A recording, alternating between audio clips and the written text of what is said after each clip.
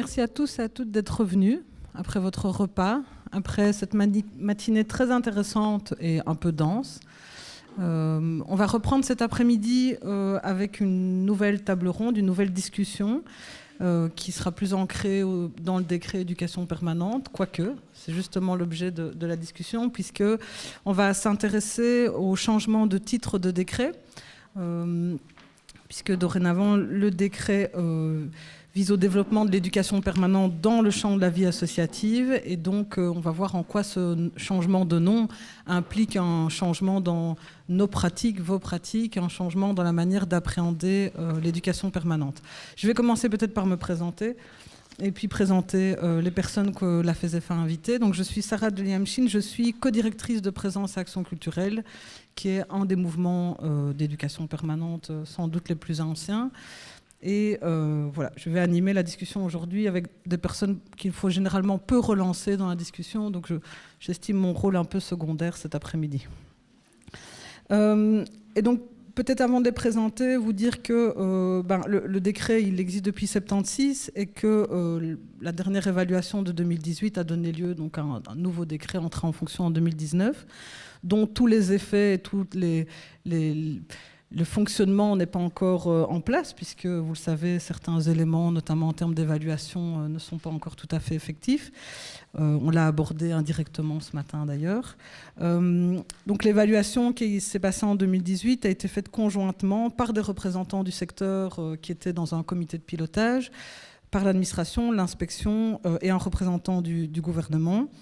Et c'est à ce moment-là, entre autres, que le décret a changé de nom.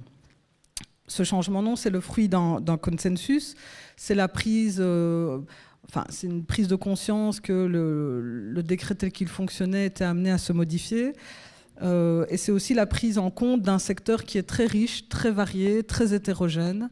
Quand on s'intéresse un peu, notamment à les études qui ont pu être produites sur le secteur éducation permanente, on est frappé par la diversité des acteurs et actrices de terrain, de par leurs histoires, leurs orientations politiques, mais aussi leur méthodologie, du fait qu'on fait de l'éducation permanente en ville, à la campagne, avec des publics très ciblés ou non.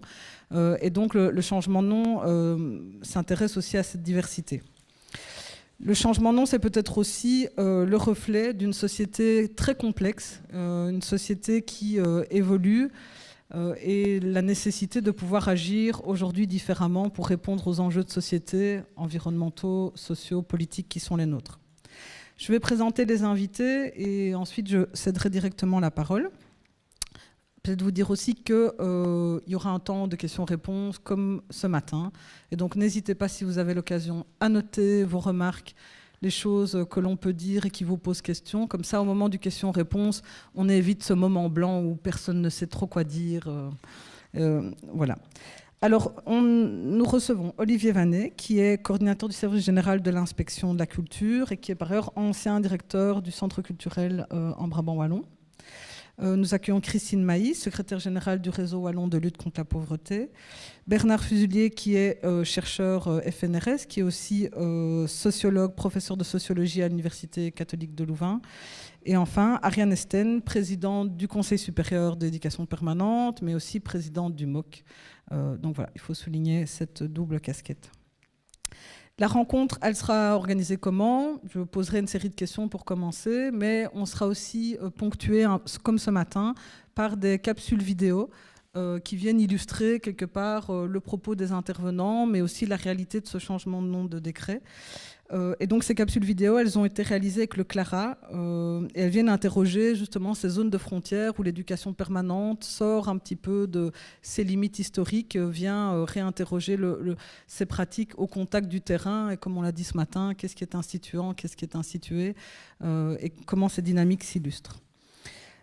Ces courtes vidéos, donc, elles donnent la parole à 3 associations ou initiatives dans lesquelles des associations d'éducation permanente s'investissent. Je les présenterai au moment où on les diffusera. Donc merci aussi au travail réalisé par le CLARA, évidemment. Donc pour commencer, je vais proposer à Ariane, finalement, parce qu'on parle du changement de nom, mais derrière, il y a un changement de décret. Est-ce que, Ariane, tu peux nous dire en quelques mots qu'est-ce qui s'est passé par rapport à cette évaluation et ce changement de nom et de décret ? Oui, bonjour à tous. Est-ce que vous m'entendez bien ? Oui, merci beaucoup pour l'invitation. Je suis très contente d'être là.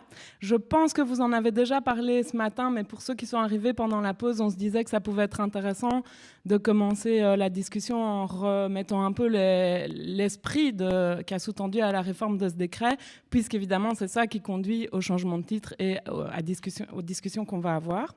Donc, peut-être pour rebondir sur ce que tu disais, Sarah, c'est pas vraiment un nouveau décret, c'est la réforme du décret de 2003, mais qui s'inscrit vraiment en continuité avec ce décret-là. Donc, on n'a pas du tout voulu faire cette réforme dans un esprit de rupture, mais plutôt venir même confirmer en fait certains postulats de ce décret. Donc on pourrait dire qu'il y a deux principes fondamentaux qui ont guidé à la réforme. D'abord, l'autonomie associative, je pense que vous en avez abondamment parlé ce matin, et puis vraiment la centralité de l'article 1er du décret.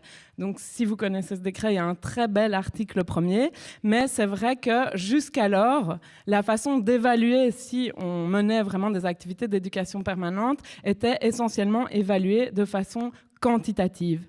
Et ici, l'idée, c'était de remettre vraiment cet article 1er au centre du décret et de son évaluation. Donc, en faisant ça, finalement, on s'est recentré sur des dimensions plutôt qualitatives que quantitatives, ce qui a amené à des nouveaux modes de contrôle, d'évaluation, et qui a permis aussi d'imaginer des mécanismes de transversalité, de coopération, d'assouplissement de certaines exigences quantitatives dans l'ensemble de la réforme. Donc, juste dire, peut-être, il y a 4 grands principes qu'on pourra continuer à avoir en tête pour la suite des échanges. Un rééquilibrage des prescrits décrétaux au profit des exigences qualitatives, de nouvelles pratiques de mise en œuvre du décret, de nouveaux modes de contrôle et d'évaluation, et puis des mesures nouvelles en faveur d'une transversalité des axes. Ça a été vraiment les 4 principes qui ont permis la réforme de ce décret-là. Et donc, je le dis d'emblée, derrière ça, ce qui est aussi vraiment intéressant, c'est que ça propose d'avoir un nouveau rapport avec l'administration et les notions d'accompagnement, de contrôle et finalement de rapport aux associations dans une logique de confiance, puisque l'idée, c'est pas d'aller dans les détails ici, mais on recentre bien la démarche sur une logique d'auto-évaluation par les acteurs culturels eux-mêmes. Merci pour cette introduction. Je pense qu'on aura l'occasion de développer certains points dans la discussion. On va commencer, si vous le voulez bien, par une des capsules vidéo dont j'ai parlé précédemment. Donc, c'est une capsule qui montre le travail de l'ASBL ADEPI, qui est une association reconnue en éducation permanente et qui fait aussi des dispositifs d'insertion socio-professionnelle. Elle organise des cours et des activités culturelles dans plusieurs prisons bruxelloises et wallonnes depuis environ 30 ans. Donc voilà. Au niveau des impacts, ça recrée du lien. Et peut-être libérer un imaginaire qui est asphyxié. L'émancipation, oui, ils ne vont pas s'émanciper comme on émanciperait quelqu'un à l'extérieur, mais il y a une émancipation aussi. Il y a une prise de conscience d'eux et de leur potentiel. L'ADEPI, Atelier d'éducation permanente pour personnes incarcérées, est reconnu comme organisme agréé d'insertion socio-professionnelle et comme association d'éducation permanente en axe 1. À côté de ses activités de formation, en formation de base, en gestion, en langue, en alphabétisation, l'ADEPI propose des ateliers d'émancipation à travers le théâtre, les arts plastiques et l'écriture. L'association travaille dans 3 prisons bruxelloises et dans 10 prisons en Wallonie. Ses bureaux sont situés à Bruxelles et l'équipe compte une 40aine de personnes.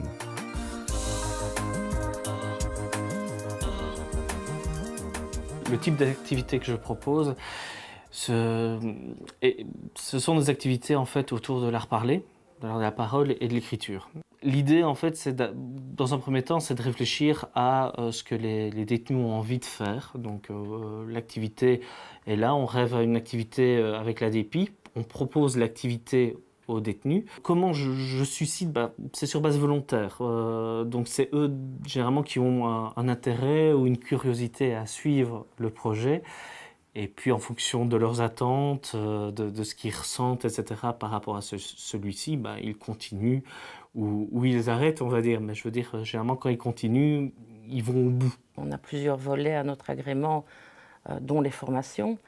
Et donc d'avoir les deux permet que après, dans les cours généraux, ils sont aussi différents, ils ont une attitude différente dans le collectif, ils ont appris à travailler ensemble.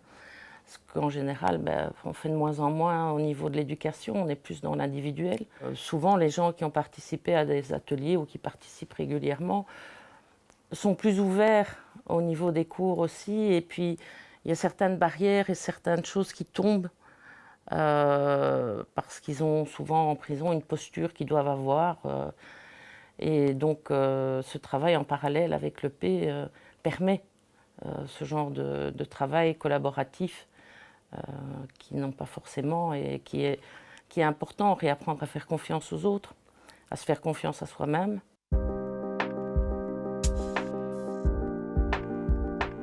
Je peux parler du projet le plus récent, celui qui s'est fait à Jamioux dans le cadre d'un futur pour la culture. Donc le projet Raconte-moi. Les papas détenus créaient leurs propres histoires et le faisaient entendre à leurs enfants. Enfin, on l'enregistrait. Un guitariste, Guillaume Vierset, composait la musique.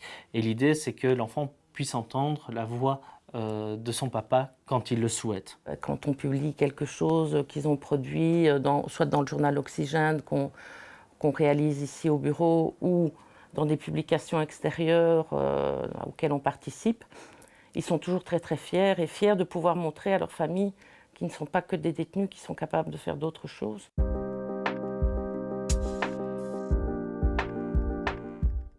Au niveau du matériel, par exemple, on ne peut pas rentrer ce qu'on veut comme matériel. Le temps qu'on met pour aller jusqu'à notre local, parce qu'on ne s'en rend pas forcément compte, mais il y a toute une série de portes où on doit à chaque fois demander l'ouverture, etc.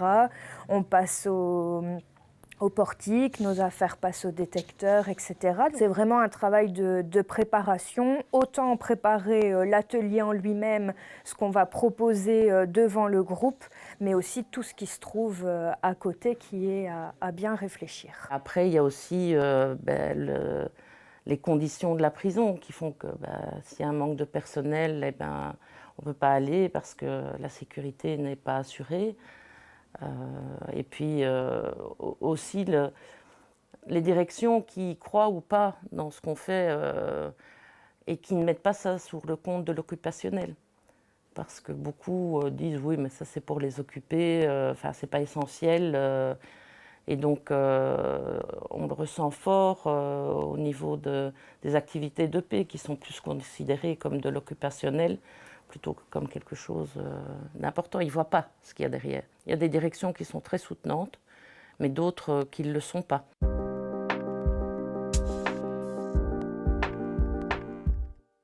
Pour les enjeux, il y a des grands défis à venir avec le numérique qui va s'installer de plus en plus dans les prisons.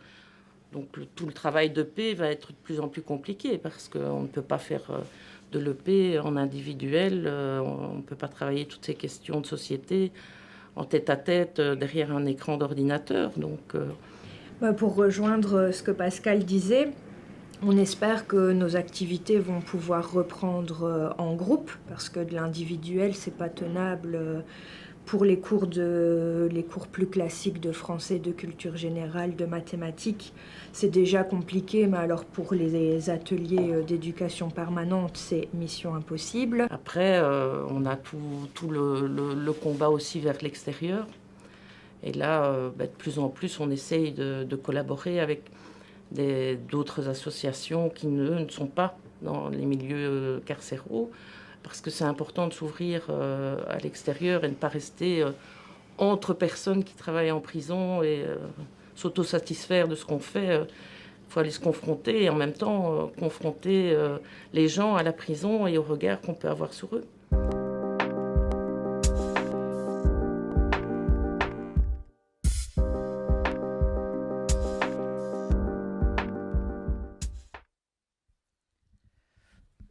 Voilà. En lien avec cette vidéo et l'émission de l'ADEPI, je voudrais vous questionner, Monsieur Fuselier, par rapport au travail que vous avez mené. Donc, pour rappel, dans le cadre de vos missions de chercheur, vous avez été amené par 2 fois à faire une recherche sur l'éducation permanente en 2010 et en 2018.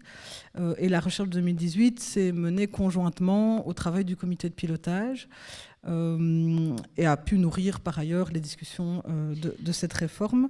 Dans cette évaluation que vous avez menée, vous avez aussi d'ailleurs écrit dans le livre que la FESEFA sort aujourd'hui, on retrouve en condensé certaines parties de votre recherche, vous êtes intéressé à la question particulière des associations dites polysubventionnées ou polyagréées.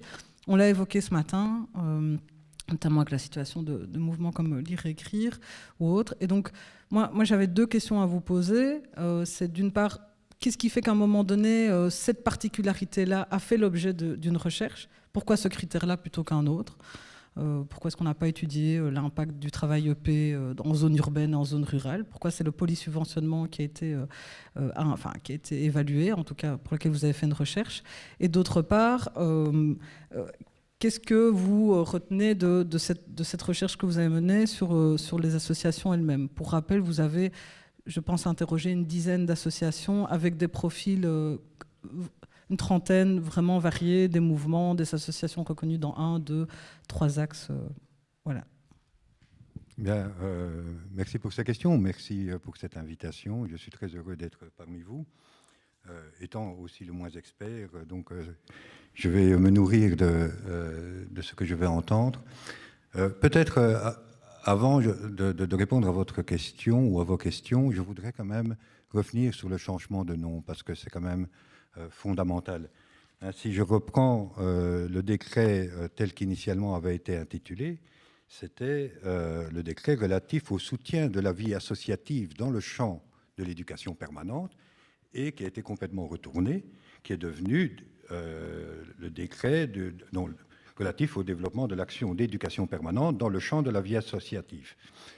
On a là un véritable changement qui est presque paradigmatique, parce que dans la précédente, et ça rejoint la question du polysubventionnement et de la manière dont on le voit, la façon dont ça avait été libellé, donc le soutien à l'action associative dans le champ de l'éducation permanente, on a quand même derrière quelques présupposés sectorialisés. D'où d'ailleurs la logique en silo auquel sont confrontés toutes les assos, et on le voit ici. Ici, c'est une organisation polyagréée pour laquelle il y a des référentiels différents. En changement de nom... Ah oui. Le changement de nom me paraît extrêmement significatif et en même temps particulièrement adapté à la période de transition dans laquelle on est et dans laquelle finalement on sent qu'on est dans une société avec une méfiance institutionnelle a priori. C'est-à-dire qu'on est dans une société très méfiante, les institutions par rapport au gouvernement, le gouvernement par rapport aux institutions, par rapport aux citoyens. Bref, je pense qu'un diagnostic de base, c'est une méfiance assez généralisée a priori. Et il y a une volonté, d'ailleurs, dans le décret, la manière dont les évaluations vont être faites, de rétablir une forme de confiance entre les différentes parties prenantes. Et signaler que, finalement, la volonté est de développer l'action d'éducation permanente dans le champ de la vie associative, c'est d'une part reconnaître ce champ de la vie associative comme étant un champ énorme, mais qui est un corps intermédiaire fondamental entre, d'une part, l'État, le citoyen ou les personnes qui ne sont pas reconnues comme citoyennes. Et donc ce champ associatif joue véritablement comme liant entre l'individu et l'État, et dire qu'il y a une volonté de soutenir, de développer l'action d'éducation permanente, c'est-à-dire qu'il y a une volonté de soutenir une logique de citoyenneté dans la vie associative. Justement, l'RTBF a fait une enquête, on voit comme il y a de la méfiance aussi par rapport à la démocratie, bien entendu la démocratie représentative, mais plus largement. Et donc, je pense que ce changement de nom est véritablement, sémantiquement, très très porteur d'une nouvelle conception qui pose évidemment des questions après d'administration, de gestion, puisque ça veut dire que l'éducation permanente revient, je dirais, à ses origines, une démarche, une philosophie d'action qui ne se limite pas à des associations reconnues dans un secteur. Et donc, potentiellement, l'idée, c'est de percoler, c'est se diffuser que cette logique de citoyenneté qui ne se confond pas avec une logique de service, cette logique de citoyenneté puisse se généraliser au sein du champ de la vie associative. Donc c'est quelque chose qui me paraît extrêmement important. Plusieurs personnes qui sont à la base, je dirais, de cette reconceptualisation sont ici dans la salle, pourraient en parler mieux que moi, mais ça me semblait indispensable de revenir un petit peu sur cet aspect-là. Or, pour revenir à la question du polysubventionnement, pourquoi le polysubventionnement? Alors, ce n'est pas du tout nous qui l'avons choisi comme, je dirais, groupe de recherche d'évaluation. D'ailleurs, remarquez que vous avez signalé, après l'évaluation, la réforme. Non, nous sommes dans un schéma d'évaluation très particulier, qui a été un schéma d'évaluation véritablement collaboratif. Et voilà, si je reprends un terme de Luc Carton qui est ici présent, qui avait même une visée émancipatrice dans la mesure où il s'agissait véritablement de construire, de co-construire, de tester au sein, avec les associations, avec les différentes parties prenantes, comment on pouvait réformer le décret. Donc ce n'était pas une tabula rasa, ce n'était pas un nouveau décret, mais c'était de voir comment on pouvait accentuer, améliorer. Et nous, comme groupe, comme chercheurs, on jouait un peu le go-between, en quelque sorte, en stimulant la voice des associations, la voix des associations, qu'on pouvait évidemment répercuter sous forme travaillée auprès du comité de pilotage qui était pluriel, je fais beaucoup de gestes, qui était pluriel, et qui a permis, en effet, alors, d'aboutir de façon consensuelle sur la dite réforme du décret.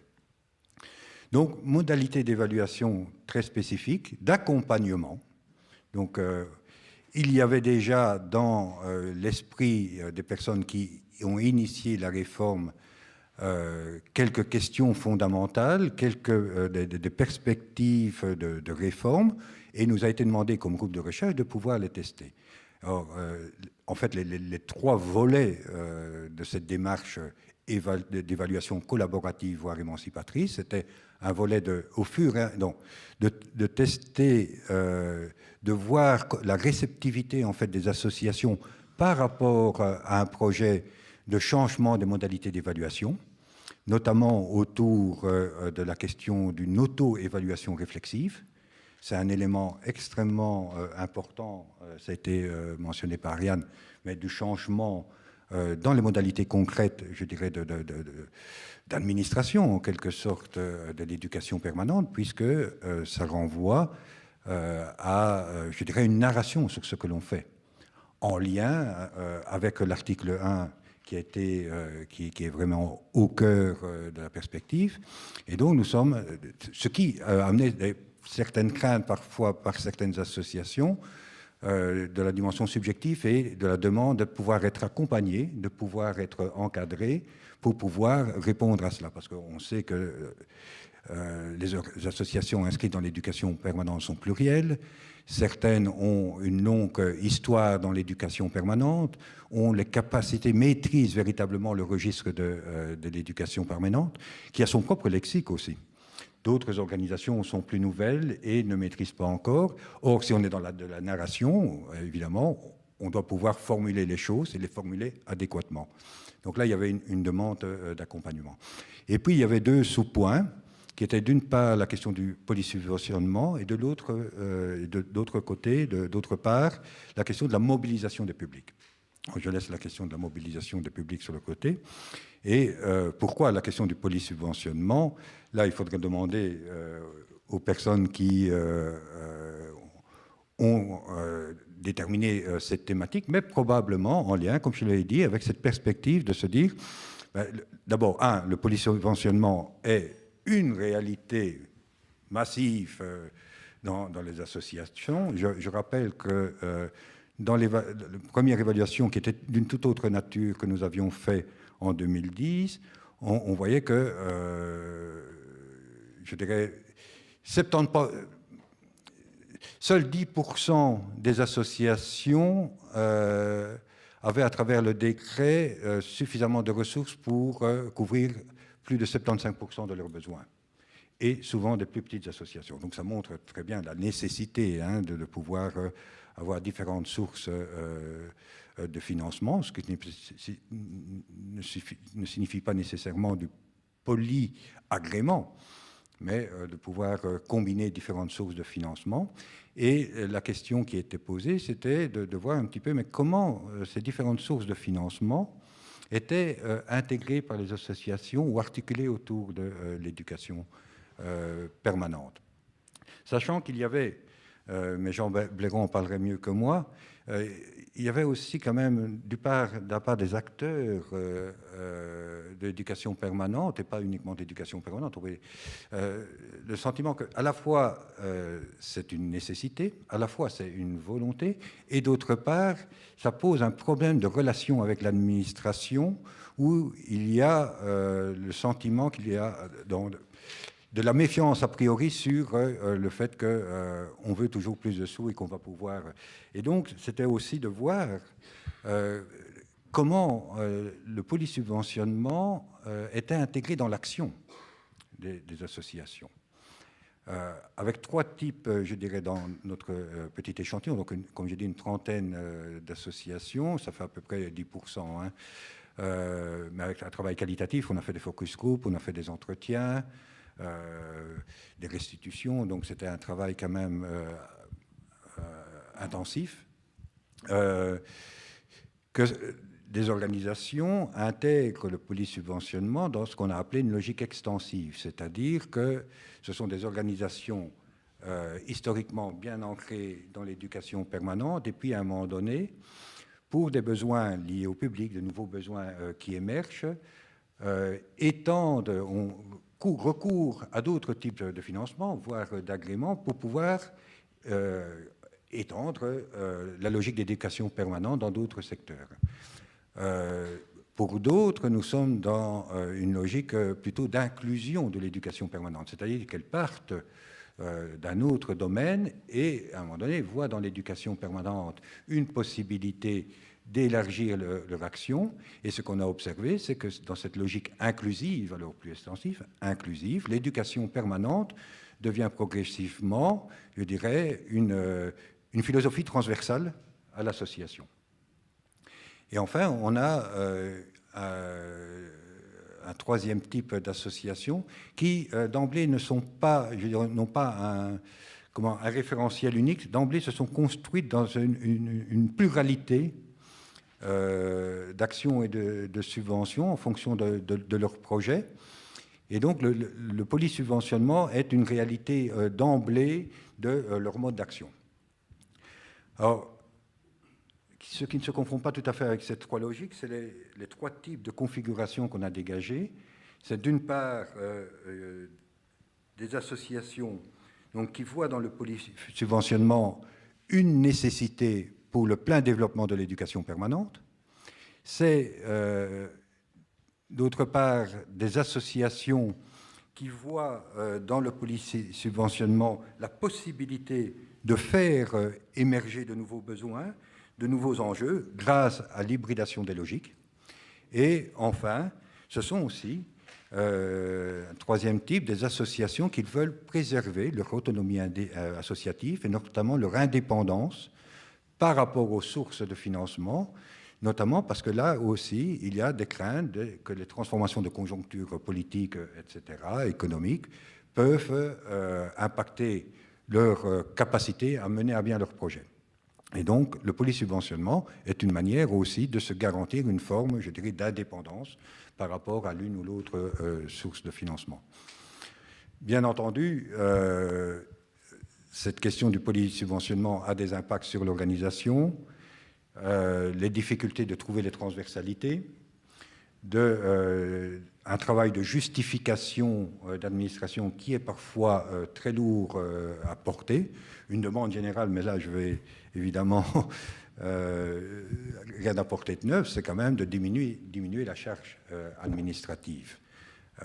Parce que, évidemment, lorsqu'on est dans une logique en silo, on doit pouvoir répondre à des référentiels différents qui demandent des modes de justification différents, des types de rapports différents, des difficultés à exprimer véritablement la réalité de la vie de l'association, qui est une réalité holiste et pas segmentée. D'où, quelque part, ça rejoint aussi la préoccupation du législateur de transformer la modalité d'évaluation autour de l'auto-évaluation réflexive et donc d'une forme de mise en récit de l'association.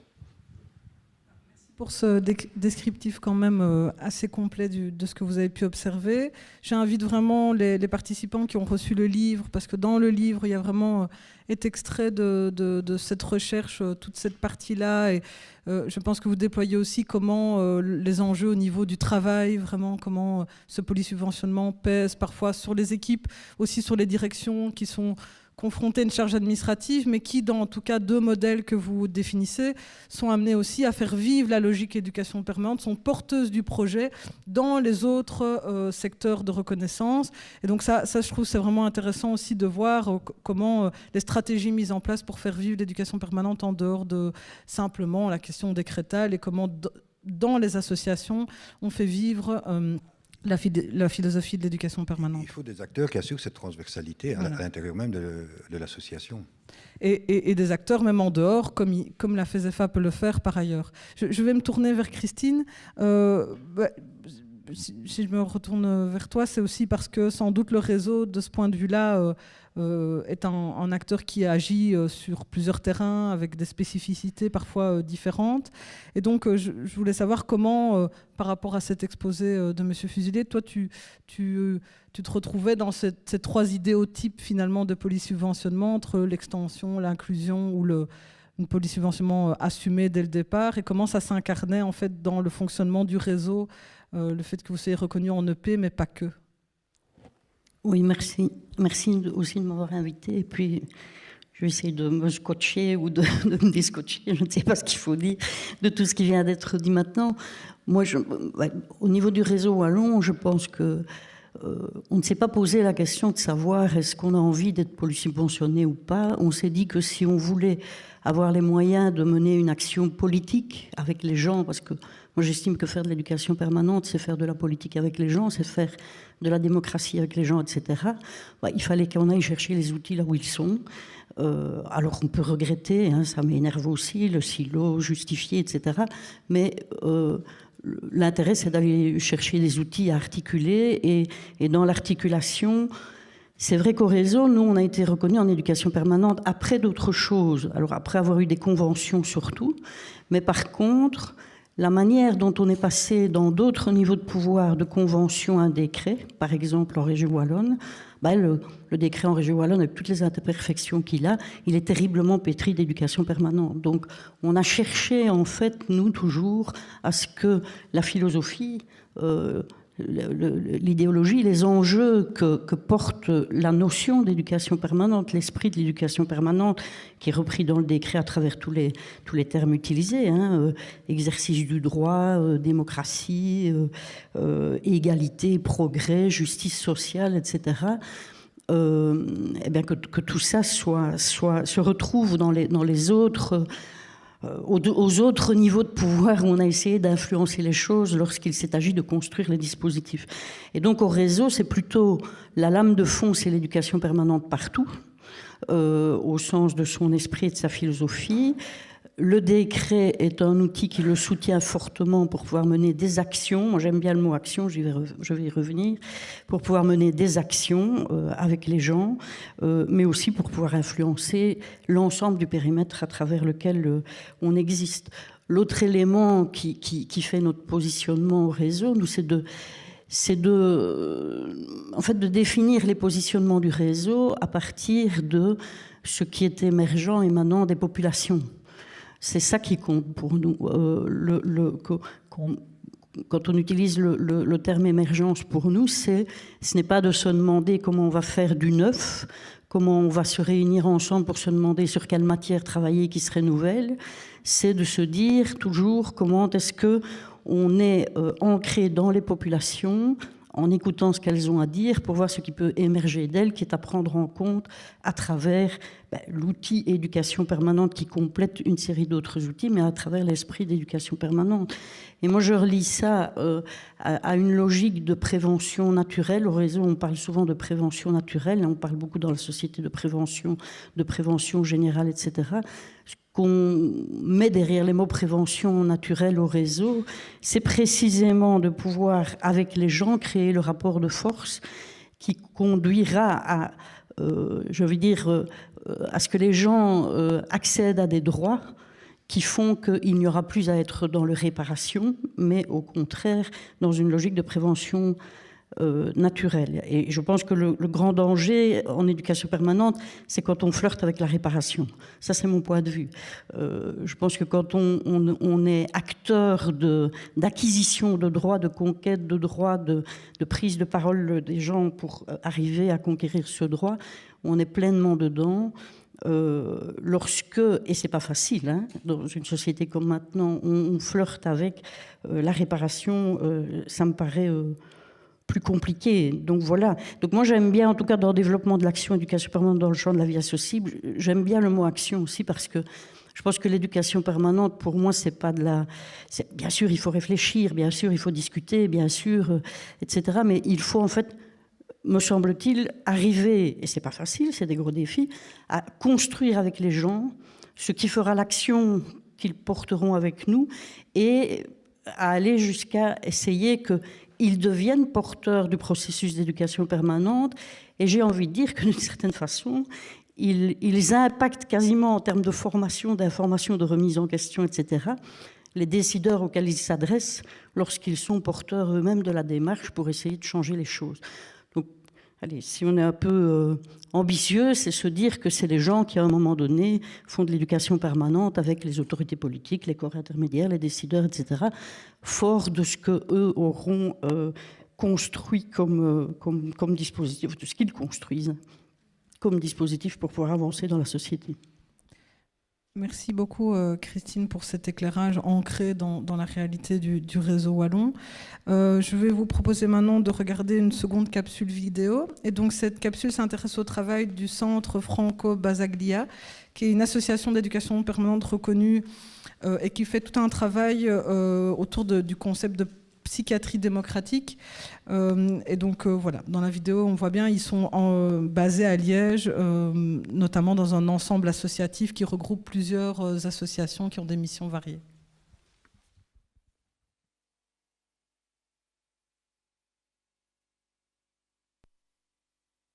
Ce qu'on vise, nous, c'est à faire vivre d'autres univers de référence pour regarder la souffrance mentale que celui de la psychiatrie ou celui de la médecine, qui est tout à fait dominant. Les gens savent que c'est qu'un handicapé moteur, parce qu'on voit bien quelqu'un qui n'a pas le bras ou qui doit rouler en chaise roulante, on voit ce que c'est.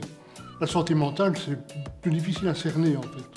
Il faut bien avouer que communiquer autour de la souffrance psychique, c'est pas toujours évident.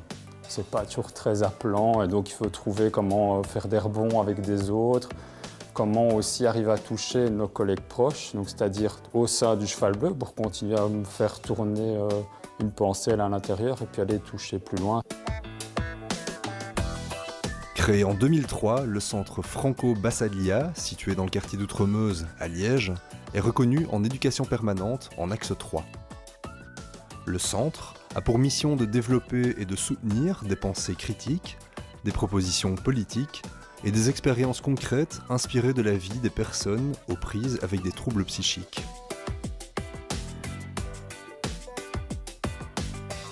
Alors ici on est dans l'atelier à l'Est, c'est un atelier de l'ASB l'article 23, c'est un atelier qui fait du graphisme et de la sérigraphie. Au sein d'article 23, il y a plusieurs ateliers. Il y a un atelier de bâtiment qui fait de la rénovation. Il y a un atelier Oreca, qui est le restaurant Vol au-dessus, que pas mal de personnes connaissent à Liège, je pense, et qui autrefois s'appelait le Cheval Bleu, par ailleurs, un autre endroit. Je profite du mot Cheval Bleu pour rebondir. Aujourd'hui, on s'appelle aussi les expériences du Cheval Bleu. Les expériences du Cheval Bleu, il y a article 23, il y a le CIAGEF, il y a Revers et le Centre Franco Basaglia. Tous ensemble, on travaille dans ce travail de psychiatrie dans le milieu de vie. Chacun a un peu ses spécificités. Donc, article 23 le fait par le travail, Revers par des ateliers autour de la culture et le CIAGF par un travail plus thérapeutique.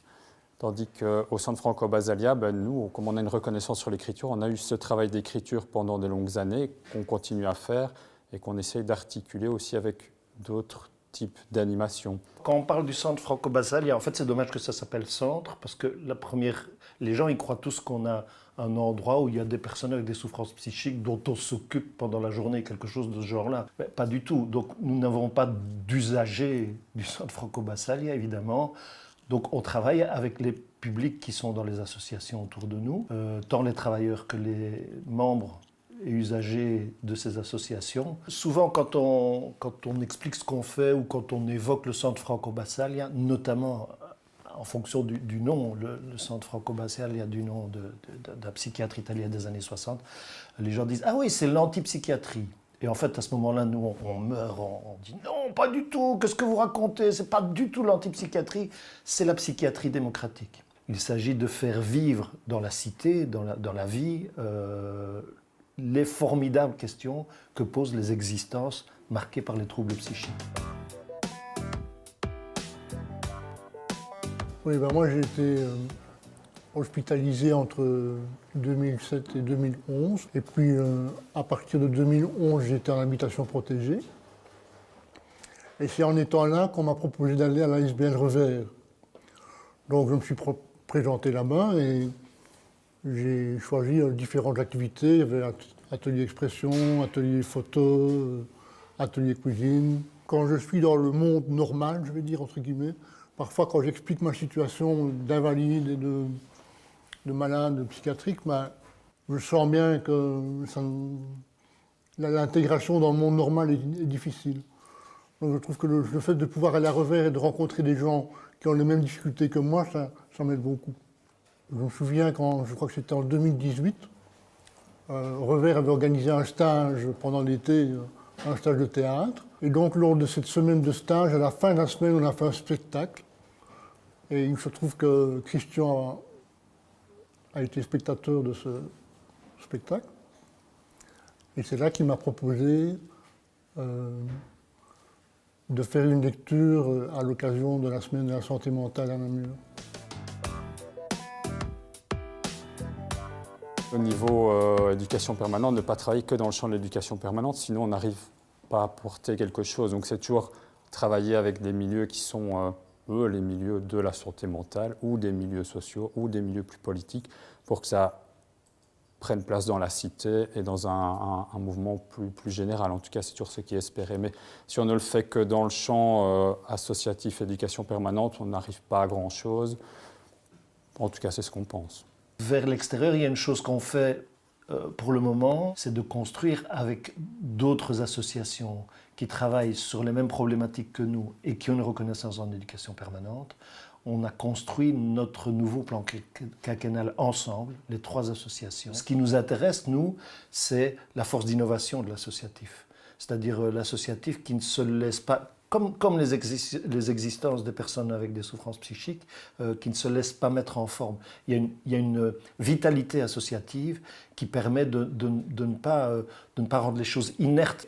Nous, on pense notre action toujours par rapport au pouvoir public. On veut faire reconnaître notre action. On veut faire reconnaître nos particularités.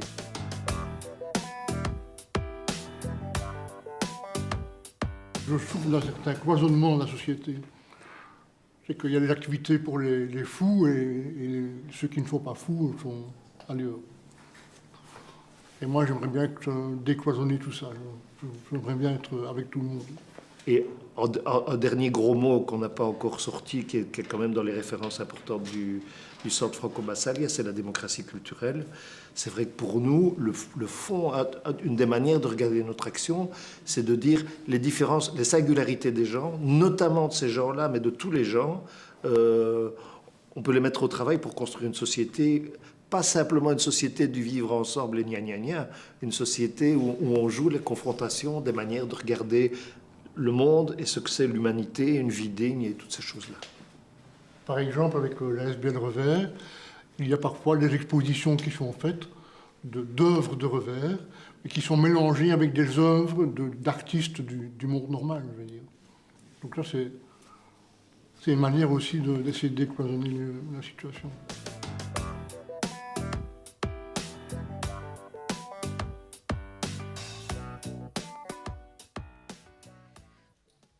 Voilà, en tout cas, ce qui est, je trouve intéressant, c'est que les vidéos font aussi écho aux interventions de ce matin, et notamment quand Jean évoquait la force créative de l'associatif et de trouver des espaces où on peut encore créer et inventer.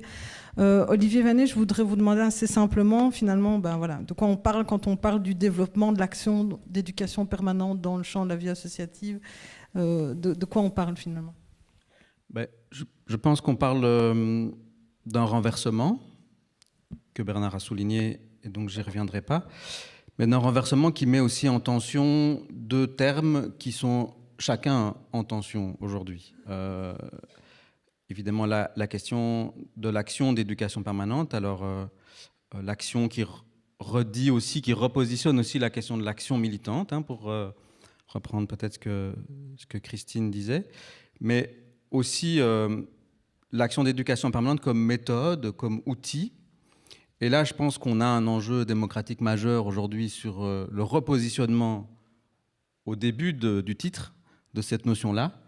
On voit bien que dans une société du spectacle, d'un gouvernement par les nombres et par Twitter, on voit bien à quel point la méthodologie d'éducation permanente qui rassemble la notion de démarche ascendante, volontaire, collective, critique, libre, a du sens et a tout son sens. Mais on voit bien à quel point aussi elle est mise en tension aujourd'hui. Et donc ce terme-là, qui revient au début du titre, est lui-même mis en tension aujourd'hui. Le deuxième terme, le champ associatif, ou le champ de la vie associative, là, il y a une référence assez simple à l'histoire, c'est-à-dire qu'on est dans un pays où toutes les évolutions de la société sont d'abord nées dans les mouvements sociaux.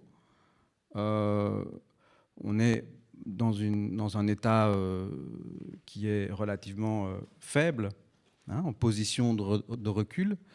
Et donc, ce sont les mouvements sociaux qui ont initié toutes les évolutions au cours de l'histoire. Donc, quelque part, là, on repositionne aussi un terme de l'histoire, mais un champ de la vie associative qui est peut-être plus ouvert et plus en tension lui-même que jamais, c'est-à-dire en accueillant des nouvelles formes qui peut-être brouillent au sens positif du terme brouiller, pas au sens négatif, brouillent les frontières qui étaient peut-être plus claires il y a 30 ans, elles le sont moins aujourd'hui sur ce qu'est le champ de la vie associative. Il y a des tas de nouvelles formes qui apparaissent et qui, je pense, doivent être accueillies positivement et de façon intéressante parce que ce serait pire que le champ de la vie associative se fige. Hein, donc il reste dynamique, évidemment. Alors ça veut dire qu'au bout, on a un champ de la vie associative où la notion de transversalité, et l'exemple vient encore d'en être donné, est plus ouvert que jamais, et la notion de transversalité est aussi plus au cœur que jamais de cette notion-là, d'où la réflexion sur les polices subventionnées en réalité. Hein. Moi, j'avais, avec mes collègues du service, on avait l'opportunité de participer au comité qui a un peu réfléchi autour du décret. Et si on a voulu interroger la question des polices subventionnées, c'est bien parce que cette notion-là était bien présente autour de la table et qu'il s'agissait à un moment donné d'y apporter une dimension scientifique. Et moi, j'insiste sur cette dimension-là parce qu'elle soutient aussi l'analyse que, bien sûr, chacune et chacun dans les associations ont la possibilité de pratiquer, mais nous aussi. Moi, je renvoie régulièrement mes collègues de l'inspection aux travaux du GIRCEF et singulièrement sur la question des polices subventionnées. Et donc, si cette question-là est arrivée, c'est parce que la transversalité, elle est là, l'hybridité, elle est là, les mélanges, ils sont là. Il n'y a pas de... Et ce n'est pas une question d'émergence, c'est une question de réalité qui est de toute façon là depuis très longtemps, en fait.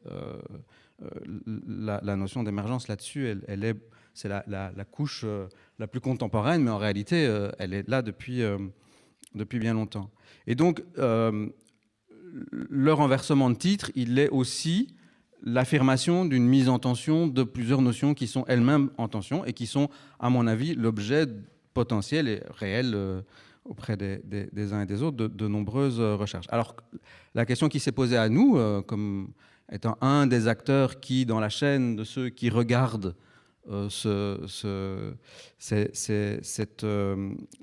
développement de l'action d'éducation permanente dans le champ de la vie associative, ce renversement, il a lieu au moment où, en même temps, l'article 1 a été réaffirmé comme étant central.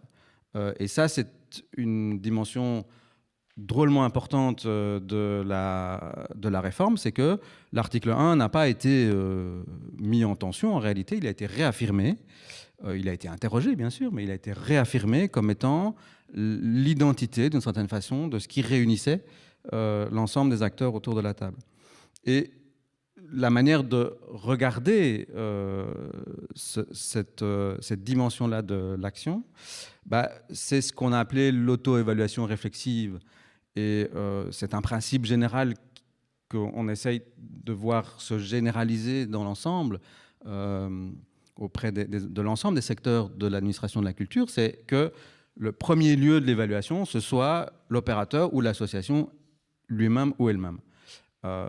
L'administration, l'inspection, ne faisant, entre guillemets, que regarder cette évaluation qui est produite d'abord. C'est important parce que ça repositionne au cœur, dans la logique de la subsidiarité aussi, ce regard-là. Si on prend les législations européennes, on n'est pas du tout là-dedans, hein. Donc on est dans d'autres types d'évaluation, et donc c'est important de redire ça aussi. Et donc le dispositif que tout le monde connaît aujourd'hui, dit des 4 questions, et qui est le dispositif qui interroge l'article 1 comme dans la logique de l'auto-évaluation et avec sa dimension pédagogique, en réalité, c'est là le signal du basculement vers le regard qualitatif.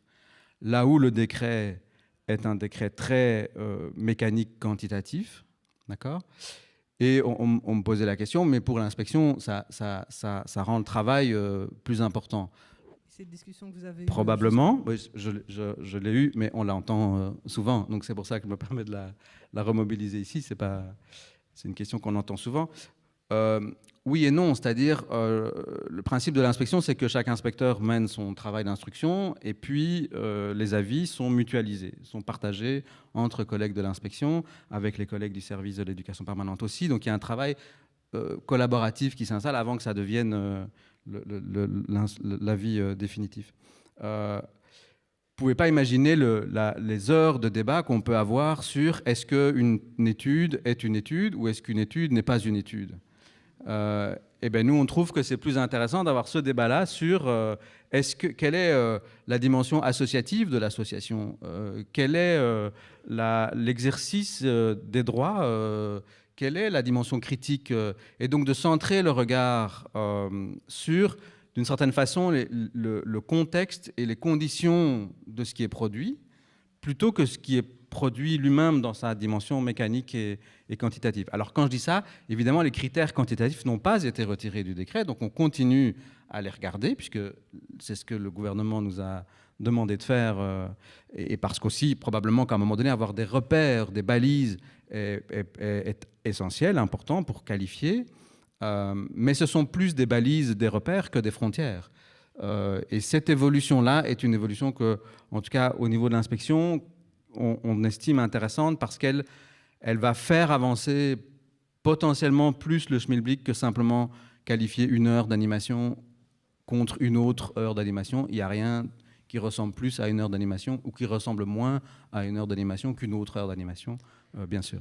Alors, je me permets d'enchaîner, et d'ailleurs on le voit dans les vidéos que c'est des actions très différentes, donc pouvoir coller une grille là-dessus, ça paraît parfois un peu fou. Mais voilà, c'est le cadre du décret. Et donc, depuis quelques années, d'autres décrets ont été évalués, se sont modifiés, en tout cas dans le secteur culturel, et la question des méthodes d'éducation permanente est arrivée dans d'autres secteurs. Les bibliothèques, les centres culturels.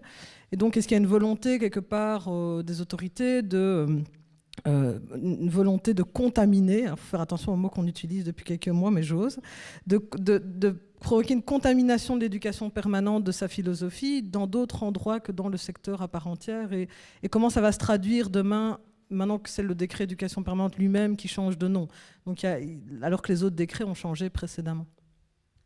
Donc, ce qui est intéressant, c'est de voir évidemment que c'est des gouvernements différents qui ont réformé ces décrets. Donc il y a là une logique qui d'ailleurs correspond à une pratique qui est que les décrets sont souvent évalués, même tout le temps, évalués et réformés en grande partie par les secteurs eux-mêmes. On a parlé de la dimension collaborative du travail qui a été mené ici. C'est le cas dans les autres réformes de décrets. Les secteurs sont chaque fois associés, ce qui désigne bien, d'une certaine manière, le fait que la vie associative est bien présente et au premier rang des politiques culturelles. Si vous allez voir nos voisins, c'est pas du tout comme ça. Donc il y a peut-être aussi à rappeler cet élément-là. Alors, on a fait une analyse de l'ensemble des articles 1, de chaque article 1 de tous les décrets de l'administration. C'est souvent la référence aux droits humains qui est mobilisée. Elle est mobilisée de façon explicite dans presque tous les décrets. Qu'on soit en centre de jeunes, en centre culturel, en CEC, etc. Donc cette notion-là, elle est tout le temps présente. La démarche et la méthodologie pour y arriver, elle s'inspire effectivement de l'éducation permanente comme, d'une certaine manière, trace aujourd'hui des valeurs fondamentales, démocratie culturelle, valeurs d'émancipation, travail collectif, etc. Enfin, toutes ces notions-là qui sont au cœur de l'éducation permanente et qui sont effectivement les outils que les autres décrets mobilisent aujourd'hui. Quand on regarde celui des centres culturels, il y a clairement un retour à la parole de la population, avec l'analyse partagée, etc., la définition d'enjeux de société. Donc on est dans des repères qui sont très proches. Donc je pense qu'effectivement, sur le terrain, à l'échelle très locale, dans les inscriptions concrètes, on voit bien que tous ces acteurs se parlent. Nous, c'est une des manières de regarder l'inspection est territorialisée. C'est sûr que quand on va dans une commune, on est en contact avec la bibliothèque, avec le CEC, avec le centre culturel, avec l'association ou les associations d'éducation permanente qui ont un ancrage local. Et on voit si elles travaillent ensemble. Et quand elles travaillent ensemble, ça donne évidemment des résultats qui sont plus... je dirais plus que jamais, de la meilleure manière qui soit, au cœur de la volonté de ces politiques culturelles. Quand ce n'est pas le cas, on voit bien que là, il y a des espaces de dialogue, mais qui sont bien souvent des éléments conjoncturels, c'est-à-dire ce n'est pas des éléments structurels, c'est des éléments parfois de méconnaissance et qui aujourd'hui vont forcément se ramener, se rassembler autour des acteurs. Donc je pense que, évidemment, que la démarche va contaminer, comme vous le disiez, de la même manière que les associations sont elles-mêmes contaminées par les démarches des autres et qui seront effectivement tout le temps très proches. Ce qui est important, c'est que les espaces de concertation, de discussion, de rencontre aient lieu, soient initiés et donnent des résultats les plus concrets possibles, évidemment. Merci beaucoup. Ariane, je voulais te poser une question et te demander de réagir, parce que comme présidente du MOC, mais aussi présidente du Conseil supérieur maintenant depuis quelques mois, est-ce que ce changement de nom, ça signifie vraiment un changement dans la façon d'agir finalement des associations que tu représentes aujourd'hui à cette table ronde? Est-ce que ça modifie la manière de mener les actions sur le terrain? Alors, de mon point de vue, le changement de titre, il fait plutôt coller le décret à une réalité qui lui préexistait. Mais je peux peut-être faire une partie de réponse d'abord par rapport au MOC, un peu pour prolonger ce que Christine disait, et puis ensuite par rapport au Conseil supérieur de l'éducation permanente. Donc, au MOC, je m'inscris tout à fait dans ce que Christine a dit. En fait, ce qui se passe, c'est que dans une démarche d'éducation permanente, on part des besoins de nos publics à partir de leur réalité, ce qui finalement nous fait créer des nouveaux services ou des nouvelles façons de travailler avec eux. Et dans l'histoire, on voit que c'est toujours en partant des besoins des personnes avec qui on travaille que ça nous a amené à faire de la formation, de l'insertion socio-professionnelle, de mettre en œuvre des coopératives, de faire de l'économie sociale, de l'alpha, aujourd'hui on peut parler aussi des nouveaux dispositifs d'intégration, ILI, etc. C'est toujours en partant des réalités que vivent nos personnes. Et puis après, à un moment donné, ces actions sont reconnues ou sont structurées dans des nouveaux décrets, mais pour nous, il y a vraiment l'enjeu de pouvoir continuer à mener ce travail-là dans une démarche d'éducation permanente. Donc c'est à partir du travail d'éducation permanente qu'on crée ces façons de travailler, mais c'est aussi en restant dans une démarche donc émancipatrice, on l'a dit, mais aussi qui permet de donner du sens à ce qu'on fait, qu'on souhaite mener ce travail avec les publics. Et là, Olivier parlait de la question de la contamination de l'éducation permanente dans les autres secteurs culturels, mais je pense qu'il y a aussi la question de la contamination dans les secteurs qui se situent à d'autres niveaux de pouvoir, et en particulier, là j'ai cité pas mal de matières qui sont régionalisées, où là il y a vraiment un enjeu qui est fondamental de pouvoir faire ce travail dans une démarche d'éducation permanente et que ce soit aussi reconnu et valorisé par les personnes qui sont en charge de l'évaluation. Et c'est clair qu'aujourd'hui, ce n'est pas le cas et qu'on voit vraiment la différence entre l'esprit du contrôle et de l'évaluation communautaire et régionale. Et pour des associations qui sont polysubventionnées, on ressent vraiment parfois des cultures tout à fait opposées pour évaluer finalement des types d'actions qui se situent d'un côté ou de l'autre. On le voit en ISP, on le voit par exemple en santé mentale, pour faire référence au décret ici. Et donc là, il y a vraiment un enjeu de contamination aussi aux autres niveaux de pouvoir, on pourrait dire communautaire, régional et fédéral, et de pouvoir former les administrations à comprendre aussi et à soutenir une démarche d'éducation permanente qui finalement devrait être le socle de toutes les autres politiques ou de toutes les autres actions associatives. Donc je dirais ça, c'est vraiment un enjeu important pour compléter ce que vous disiez. Et alors, pour ce qui est du Conseil supérieur de l'éducation permanente, donc nous, on a une fonction consultative vis-à-vis de la ministre. On est chargé de remettre des avis sur les dossiers, mais aussi des avis d'initiative sur la politique culturelle. Et je pense que faisant suite à cette réforme, on a vraiment une forme de responsabilité aujourd'hui de pouvoir, veiller à la mise en œuvre de ce nouveau décret en le faisant vivre et en le déployant complètement à l'esprit et à la lettre. Et donc là, il y a toute une série de dispositifs qu'on a créés ou qu'on a repensés dans cette réforme et sur lesquels ça va être intéressant de se pencher dans les mois et années à venir pour le Conseil. Donc voilà, on parlait on en a cité certains, mais je pense que la question de l'évaluation des demandes de principe, qui est donc un nouveau dispositif qui permet l'entrée plus facile dans le secteur, là, donc on a reçu une série de demandes de principe et il y a vraiment des réflexions très intéressantes. Je pourrais laisser Olivier compléter là-dessus, mais on peut en retirer des choses intéressantes sur l'évolution actuelle du secteur, dans quel champ d'action se situent les associations qui veulent rentrer dans le secteur de l'éducation permanente. Et puis, il y a la question, on en a parlé aussi, de l'assouplissement, donc du lissage dans le temps. Donc, on n'est plus sur une évaluation annuelle, mais parfois pluriannuelle. Donc, comment est-ce qu'on fait pour se donner des repères pour évaluer ça? Il y a la question de la coopération entre organisations. De nouveau, voilà, c'est des jurisprudences à créer. Et alors, ce qu'on a permis aussi, sans rentrer dans la technicité, c'est de dire que les associations qui sont reconnues dans certains axes peuvent en fait demander jusqu'à 20% de reconnaissance dans les autres axes dans lesquels elles ne sont pas reconnues. Et tout ça, je pense que c'est vraiment, au-delà des questions techniques, c'est vraiment intéressant pour une instance d'avis de se demander comment on réfléchit à ça et comment on soutient finalement l'esprit de la réforme dans les avis qu'on peut remettre, dans les recommandations qu'on renvoie à la ministre. Et de le voir comme une création d'intelligence plutôt que de complexité, quoi. Je pense que c'est vraiment, ça nous renforce tous de devoir repenser les choses du côté qualitatif et pas simplement sous forme de calcul. Et alors, je voulais peut-être encore dire une chose pour ce qui est du Conseil supérieur de l'éducation permanente. On a disséqué chaque mot, ou presque, de ce changement de titre.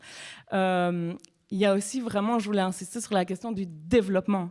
Donc le gouvernement s'est engagé à développer l'action d'éducation permanente dans le champ de la vie associative. C'est politiquement très important, surtout quand on arrive dans un contexte où on nous dit que les finances de la Fédération Wallonie-Bruxelles sont dans le rouge, etc. Ici, il y a un engagement à développer ce secteur. Et donc, forcément déjà à le financer à 100% et de continuer à le développer sans moratoire, sans barrière. Et je pense qu'il faut articuler cet engagement-là avec le contexte politique actuel. On va peut-être y venir plus tard dans la discussion, mais voilà, on est dans un moment post-Covid où on pourrait se dire qu'on a plus besoin que jamais de démocratie et que donc le socle de ça, c'est vraiment de pouvoir renforcer et développer l'éducation permanente. Et donc je pense qu'il faut vraiment s'attacher à ce terme. Développer, c'est continuer à reconnaître plus d'associations plus fortement, avec plus de finances. Et c'est vraiment aussi un mot important dans ce titre. Merci. Mais je vois que tout le monde veut réagir. Donc oui, voilà, tu as lancé, ça y est, elle a lancé le pavé, elle m'avait prévenu, donc il est là. On a oublié un mot dans le titre, c'est développer le financement de l'action. C'est ça qu'on a... Il semblait bien qu'il y avait un mot qui manquait.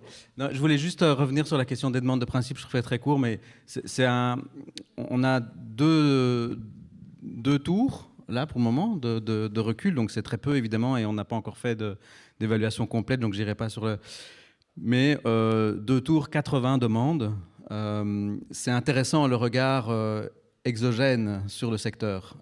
Donc là, on a le regard d'associations qui se projettent dans le décret et donc qui voient leur rapport, leur relation au décret de là où elles sont aujourd'hui. Et franchement, donc je n'irai pas plus loin parce qu'on n'a pas fait de travail d'évaluation, mais c'est vraiment intéressant de voir quel est le regard que les associations qui ne sont pas encore dans le décret ont du référentiel lui-même. C'est vraiment un travail... Je pense qu'il faudra y revenir quand on aura un peu plus de recul, comme analyse plus qualitative, mais c'est vraiment passionnant à lire.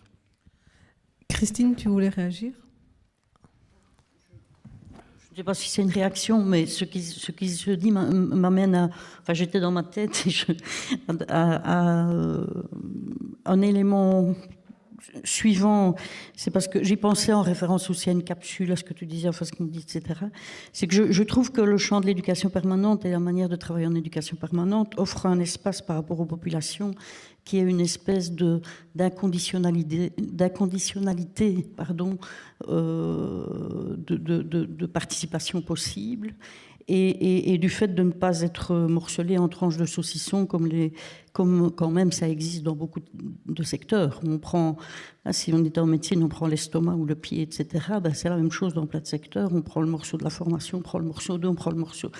Et donc, je trouve que ces dimensions-là sont importantes. Et le mot inconditionnalité m'est venu maintenant, mais c'est d'entendre ce qui se dit, parce que je pense qu'il faut faire attention aussi à comment ne pas se laisser pris au piège de la conditionnalisation de l'entrée dans des possibles.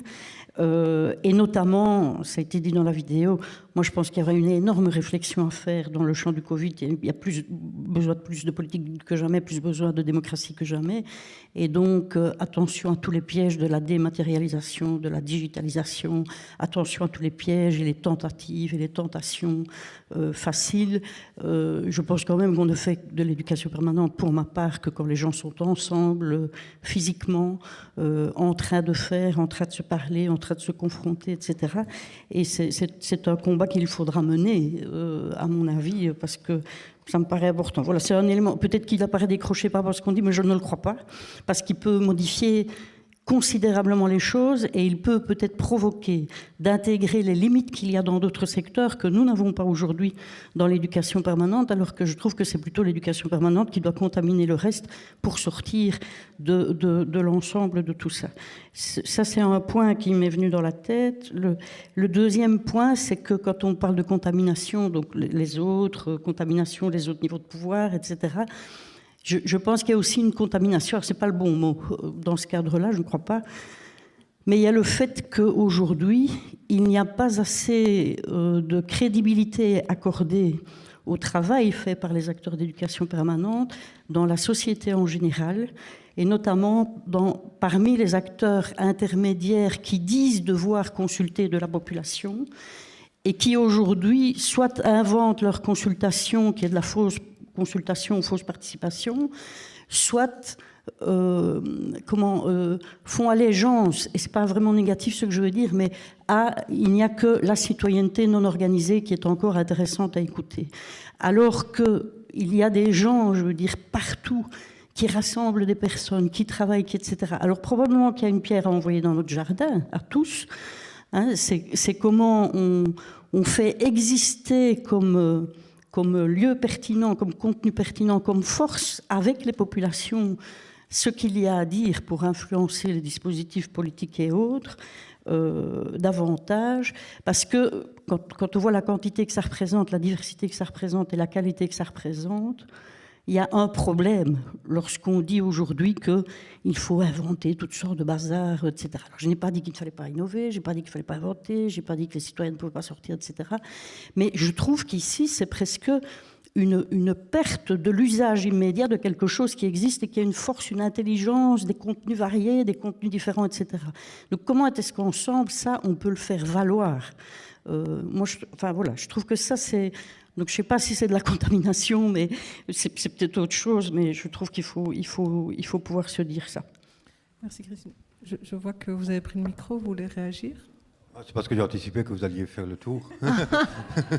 Non, mais on peut, il n'y a pas de problème. Non, bon, dans ce que j'entends d'ailleurs de Christine, Ariane, Olivier, le développement de l'éducation permanente, la contamination, qui est quand même un terme qui n'est pas très beau. Hein. J'aime autant développement, alors déploiement, diffusion, bon bref, qu'importe. Il y a aussi donc un travail qui doit être pensé, qui doit être soutenu, d'accompagnement, de pédagogie, de développement, de diffusion, de quel est l'esprit de l'éducation permanente, comment ça se constitue, comment on peut le mettre en œuvre, quel type d'action, etc. Donc si on veut le développer, si on veut le diffuser, si on veut intéresser et puis enrôler d'autres personnes, d'autres acteurs dans la démarche d'éducation permanente, il faut pouvoir leur expliquer, pour pouvoir faire ce travail de pédagogie en quelque sorte, d'intéressement, d'enrôlement. Alors ça, je ne sais pas qu'est-ce qui se met en place, comment est-ce possible, c'est très compliqué, je m'en doute. Et notamment pour les associations externes qui voient, Olivier disait, c'est intéressant de voir comment ils voient l'éducation permanente. Je le disais un peu dans mon propos, il y avait quand même une demande aussi d'accompagnement, de pouvoir partager, parce que bon, l'histoire de l'éducation permanente est importante, elle est spécifique en Belgique, mal comprise d'ailleurs ailleurs, mal comprise même par des étudiants que j'ai à l'université qui voient dans l'éducation permanente la formation tout au long de la vie. Donc ça montre encore que ce travail n'est pas fini par rapport au reste de la société. Voilà. Merci. Peut-être souligner que je pense qu'à la fois à travers les missions de la FESEFA, mais aussi toutes les associations éducation permanente reconnues en axe 2 qui forment quand même les professionnels du secteur. Je sais que plusieurs associations proposent des formations suite à la réforme du décret, comment préparer sa reconnaissance. Donc il y a déjà au sein du secteur une auto-organisation de ce travail pédagogique. Et je ne dis pas ça pour plaider pour ma chapelle, évidemment, ou pour ma maison du peuple, mais c'est une réalité, je pense, mais qui devrait être développée par ailleurs. Et on en a parlé ce matin. Le risque aussi, c'est la main mise sur le secteur de la formation, du secteur commercial et privé. Et donc, il y a vraiment un enjeu à soutenir les missions de formation au sein du secteur. Ça je vous rejoins tout à fait. Si je me peux permettre, mais j'ouvre une parenthèse. J'ai vu le programme de premier bac en gestion à l'université, à Mons, UCL Mons. On a supprimé tous les cours de philosophie, de psychologie, de sociologie, les cours de sciences humaines et sociales. Donc on est en train à l'université, dans certains domaines, de véritablement mettre des œillères. C'est terrible. C'est-à-dire que même l'université, qui, de mon point de vue, est un petit peu naïf, il y a un idéal universitaire qui est un idéal de la production, je veux dire, c'est un peu... mais de l'honnête homme. Ariane, ne me tape pas, mais je n'ai pas le...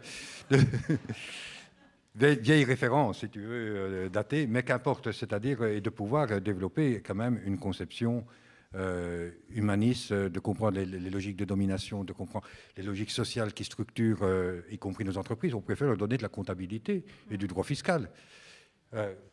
Donc voilà, il y a vraiment, effectivement, il faut être attentif au basculement idéologique qui a lieu partout, y compris dans les milieux universitaires. Alors on a une dernière, on m'a rappelé à l'ordre gentiment, donc c'est bien parce qu'on a vu que je ne voyais pas tout le monde. On a une dernière capsule à montrer qui permettra peut-être une dernière réaction avec les questions-réponses un peu plus sur l'actualité. Donc c'est le dispositif Répit. qui est né de l'effort de plusieurs associations à Wallonie-Picard, je regarde Anne, qui, face à une urgence qui était là, ont réagi, même en sortant un peu et largement du cadre. Et donc cette capsule illustre le travail qui a été fait autour de la question des migrants en transit, dans laquelle beaucoup d'associations d'éducation permanente se sont investies depuis quelques années.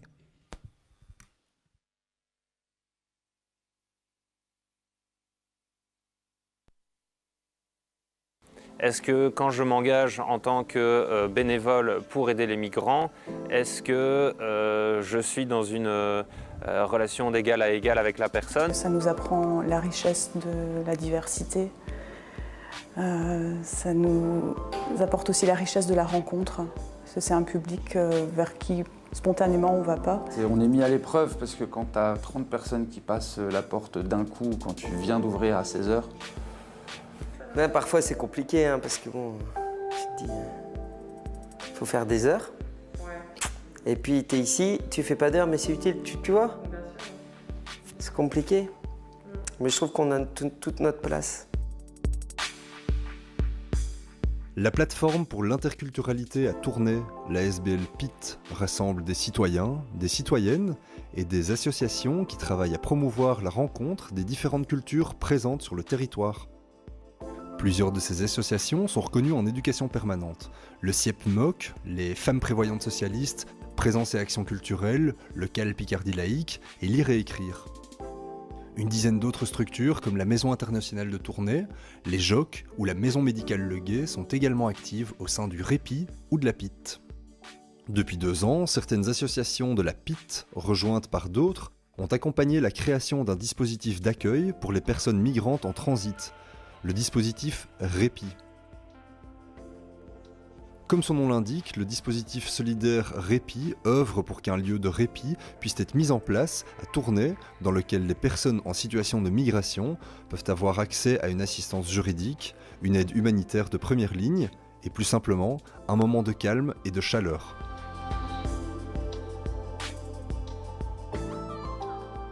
Des citoyens se sont rendus compte qu'il y avait à Tournai des personnes qui venaient d'Afrique, qui étaient de passage, dont le but était de rejoindre l'Angleterre, et que personne ne faisait rien pour les aider. Ils se sont organisés, ils ont commencé à faire des distributions alimentaires, ils ont commencé à fournir des vêtements, ils ont commencé à héberger des gens. Mais au bout d'un moment, ils ont fait appel à des associations pour les aider. Et notamment, ces bénévoles sont venus trouver la PIT en disant bah, « Tiens, vous travaillez avec des publics d'origine étrangère, est-ce que vous pourriez nous aider à nous structurer, nous aider à aller chercher des moyens pour améliorer l'accueil des personnes étrangères ?» On a multiplié les contacts, on a eu des portes closes, mais aussi quelques portes qui se sont ouvertes au niveau des acteurs locaux du monde associatif, notamment la PIT, qui tout de suite s'est sentie concernée, et on a senti vraiment une volonté de s'impliquer et d'aider les bénévoles, de les soutenir. Et donc petit à petit, le dispositif s'est construit, on a vraiment beaucoup mieux organisé, et maintenant on a des locaux qui permettent d'accueillir ce public plusieurs soirs par semaine.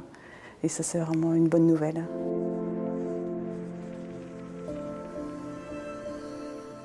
Même si la PIT n'est pas une association reconnue en éducation permanente, nombre des membres de la PIT le sont. Et donc, on a décidé de s'investir là-dedans parce que le côté projet citoyen rentrait dans les missions des associations membres, mais en plus, le côté donner de l'information et accueillir les personnes étrangères rentrait dans les missions de la PIT. Avec Picardie Lake, on fait de l'éducation permanente et on fait de l'assistance morale. Donc moi, pour ma part, le travail que je fais ici relève plus de l'assistance morale. Mais ça reste lié. Je pense que pour l'instant, l'aide des associations, sans l'aide des associations, le répit ne pourrait pas continuer à fonctionner. Mais s'il n'y avait pas les bénévoles non plus, le travail des travailleurs Ici, c'est de faire en sorte que cette symbiose, cette complémentarité puisse continuer. Le monde associatif apporte aux bénévoles leurs connaissances, notamment sur le plan juridique, ou toutes les connaissances, les réseaux qu'ils connaissent. C'est vraiment un plus pour nous d'avoir cette synergie avec eux. Ce qui fait sens pour une association d'éducation permanente dans un projet comme celui du Répit, c'est de pouvoir travailler en fait avec des citoyens qui s'engagent dans un projet. C'est de réfléchir avec eux sur les causes du problème qu'ils ont identifié, ce qu'on peut mettre en place. Ça peut passer par des services de première ligne, mais ça passe aussi par des actions plus politiques, aller dans différentes instances où on va aller réclamer déjà interpeller et réclamer des aides, du soutien. C'est aussi notamment rendre les citoyens plus critiques sur la situation migratoire en Belgique. Même si on sait que ça ne rentre pas forcément dans les missions premières du champ d'éducation permanente, on a une approche qui est liée à l'aide humanitaire, notamment avec les liaisons avec les avocats, pour connaître les procédures qui doivent être enclenchées pour certaines ou pour certains. On a également toute l'aide sanitaire, avec l'accueil hôpitaux, tout ce qu'on appelle l'aide médicale urgente. Et donc tout ça doit être mis en place, mais ça répond pour moi quand même à des principes qui doivent être défendus par notre secteur. Comme j'ai pour habitude de dire, on ne travaille pas avec des meubles, on travaille avec des humains, on travaille avec des gens.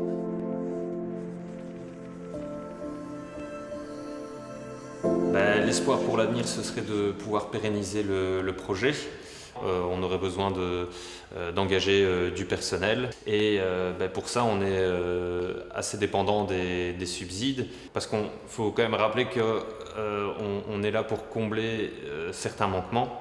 Il y a des institutions dont c'est le boulot de s'occuper de ce type de public, et sans pour autant priver les bénévoles et les citoyens de leur projet. Je pense que si on avait un soutien politique qui pourrait se concrétiser par la mise à disposition de personnel ou de locaux, ça faciliterait grandement le travail d'accueil. C'est là où est le souci, c'est que ce manque de moyens auquel on fait face risquerait à terme d'épuiser les bénévoles, et sans eux, malheureusement, on ne pourra pas continuer éternellement. Donc il y a vraiment un vrai besoin de trouver des solutions pour pouvoir maintenir le bateau à flot, quoi.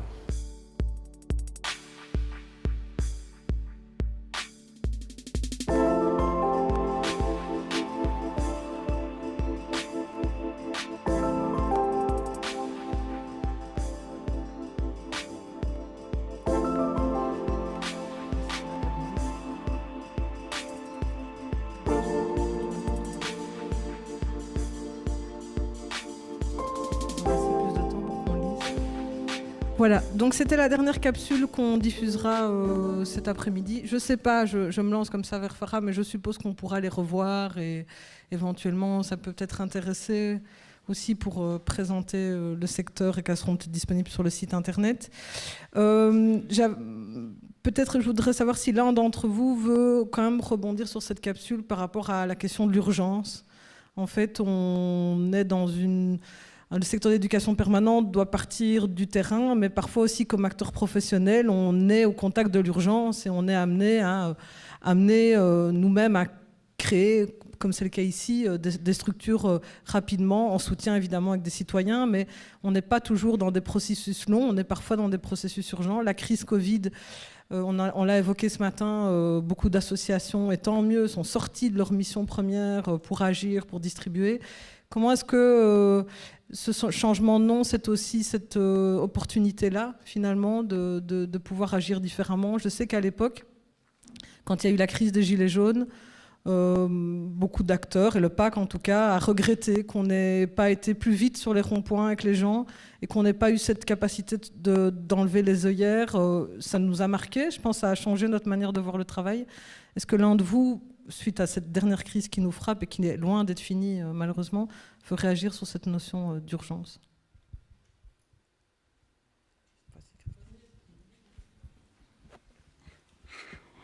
Oui, je trouve que ce qu'on vient de traverser, qu'on traverse encore, avec la crise du Covid, avec la migration, cette forme-là, ou les sans-papiers, hein, les inondations maintenant, etc., je trouve que ça démontre d'abord la possibilité qu'il y a de tous les acteurs, ceux d'éducation permanente, mais bien d'autres, de trouver des manières de sortir de son cadre et d'une certaine zone de confort, indépendamment des réglementations, etc.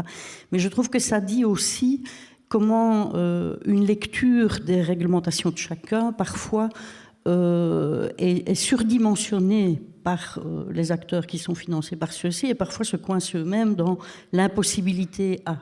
Or, une lecture plus ouverte, et moi je trouve que le décret ici, en tout cas, il offre de l'espace à ça, mais dans d'autres réglementations parfois aussi, permet de sortir du cadre. Maintenant, lorsqu'on sort du cadre en étant de différents secteurs parce qu'il y a de l'urgence, etc., et on l'a quand même vu ici pendant la crise sanitaire, donc il y a un précédent maintenant, je veux dire, de la sortie du cadre ratifié par les autorités, hein, qui a pris des dispositions, qui a écrit des textes, qui a autorisé à, etc., etc. Je trouve que c'est quelque chose qu'il faut garder sur la table. Non pas comme modèle à reproduire comme tel nécessairement, mais comme qu'est-ce qu'on tire comme conclusion de ces sorties du cadre dans l'urgence qui apportent du résultat, et donc comment est-ce que l'autorité publique est aussi prête à ce que certaines décisions prises dans ces contextes-là particuliers puissent rester des portes ouvertes, des décisions endormies, etc., etc., qui peuvent être réactivées à tout moment pour mettre en sécurité ceux qui sortent du cadre de pouvoir le faire. On en parlait 2 mots juste avant. Il y a eu des sorties de cadre avalisées, j'ai envie de dire, par l'autorité publique dans le cadre du Covid, enfin de la crise Covid. Il en faut aujourd'hui, par exemple, sur les inondations, notamment dans les cadres socioculturels, parce que là, ça va durer longtemps aussi, hein, ça va durer encore 2 mois. Hein. Donc il en faut aussi. Mais donc, je pense que tous les acteurs ont à faire quelque chose par rapport à ça. Et je vais donner juste un exemple. Ici, nous, on s'est quand même trouvé confrontés au début de la crise Covid. On sait qu'il y a des acteurs qui ont bougé un peu dans tous les sens, etc. Mais on a quand même... Enfin, nous, on est par exemple membre de tous les conseils de prévention d'aide à la jeunesse en Fédération Wallonie-Bruxelles. On était quand même étonnés de voir la masse des acteurs autour de l'écran et où beaucoup étaient dans une sorte de sidération dans la possibilité de faire autrement ou d'oser faire autrement, de ne pas oser, etc. À un moment donné, il y a eu des tentatives de plusieurs et heureuses, et des tentatives heureuses de booster, de se mettre à articuler, etc.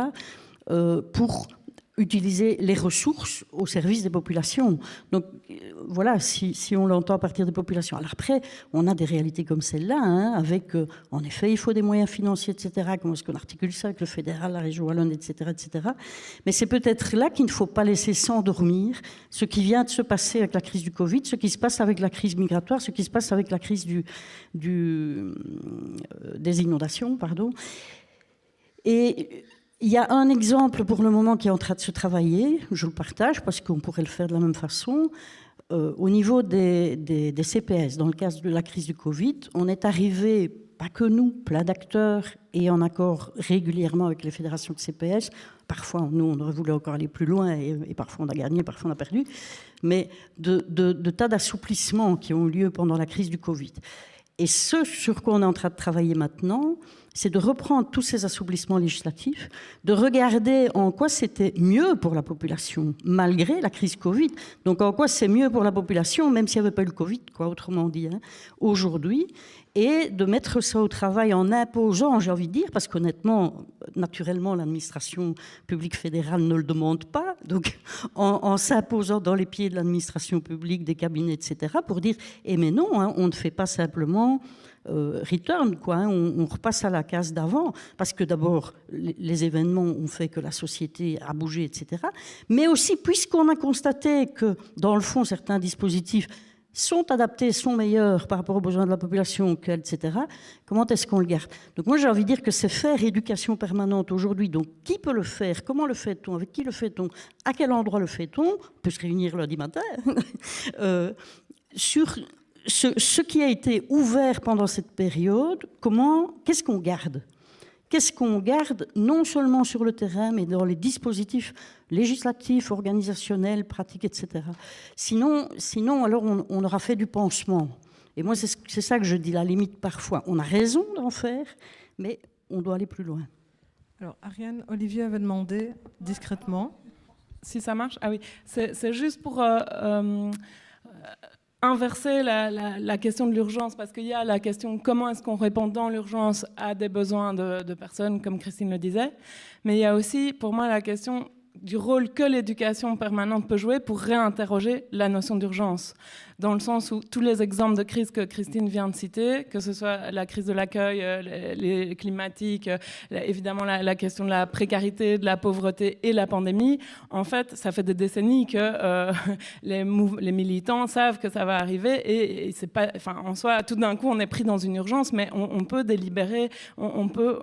Non seulement on aurait dû anticiper ces questions, mais même ici, aujourd'hui, une fois qu'on est dedans, je pense que l'éducation permanente a un rôle fondamental à jouer pour reprendre un espace de délibération tous ensemble, hors des réseaux sociaux dont tu parlais, hors des mondes très binaires où il y a une saturation un peu de cris, et de se reprendre du temps au calme, collectivement, tous ensemble, pour donner du sens à ce qu'on est en train de vivre. Et donc, parfois, c'est un piège dans le sens où on nous dit oui, c'est urgent, on ne peut pas prendre le temps de réfléchir collectivement. On l'a beaucoup entendu, par exemple, sur le Covid, alors qu'au contraire, on pourrait dire mais il n'y a personne qui seul peut trouver des solutions à ces crises de civilisation. Et c'est seulement ensemble, en prenant cet espace en éducation permanente, qu'on peut y mettre du sens et du coup, y trouver des voies de sortie. Donc, parfois, je pense qu'il faut résister à cette notion d'urgence qui voudrait dire il faut aller vite, on n'a pas le temps, et dire mais prenons le temps et on va peut-être gagner du temps pour la suite.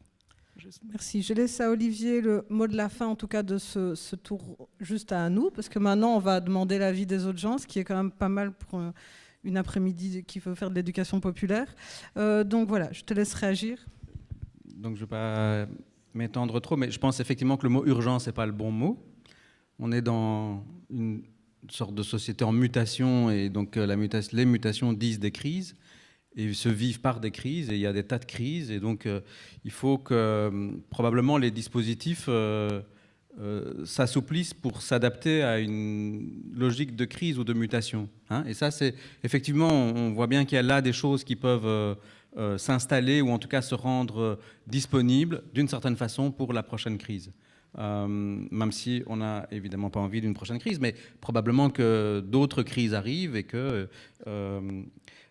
au-delà même de cette question-là, je voulais juste dire qu'en dehors d'une situation d'urgence, quand le décret des centres culturels a été mis en œuvre par les centres culturels, une des choses qui nous a le plus souvent revenu des équipes, quand elles ont entamé le processus d'analyse partagée du territoire, qui consiste à aller retourner vers les populations pour, d'une certaine manière, travailler avec elles à l'identification des enjeux.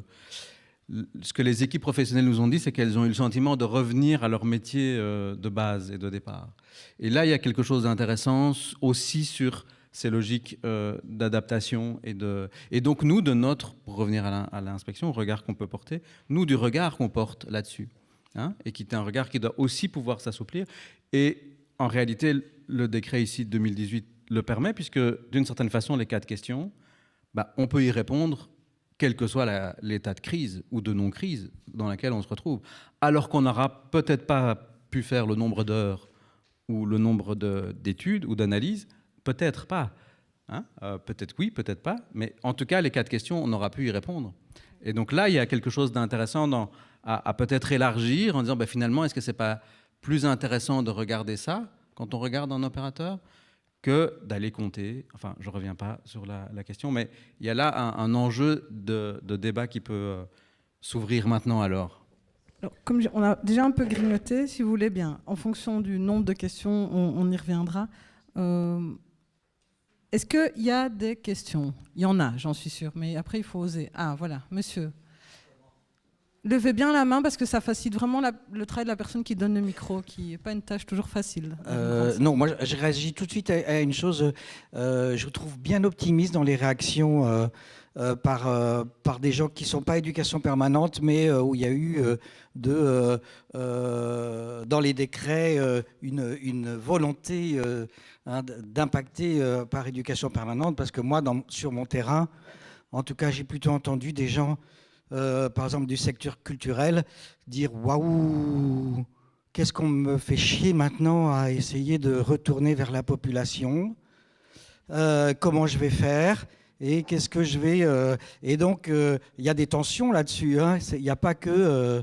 Il y a beaucoup de tensions. Parce que moi, je pense que dans l'idée de l'éducation permanente, on y met aussi l'idée d'un changement de société.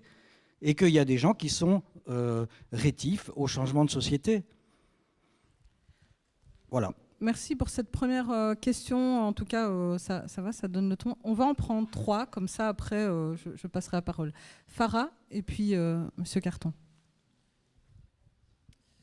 Oui, donc la question je reviens sur la question du polysubventionnement et sur la question du développement de l'action d'éducation permanente dans le champ associatif. Ça interroge quelque chose que l'on n'a pas abordé aujourd'hui, c'est le cofinancement.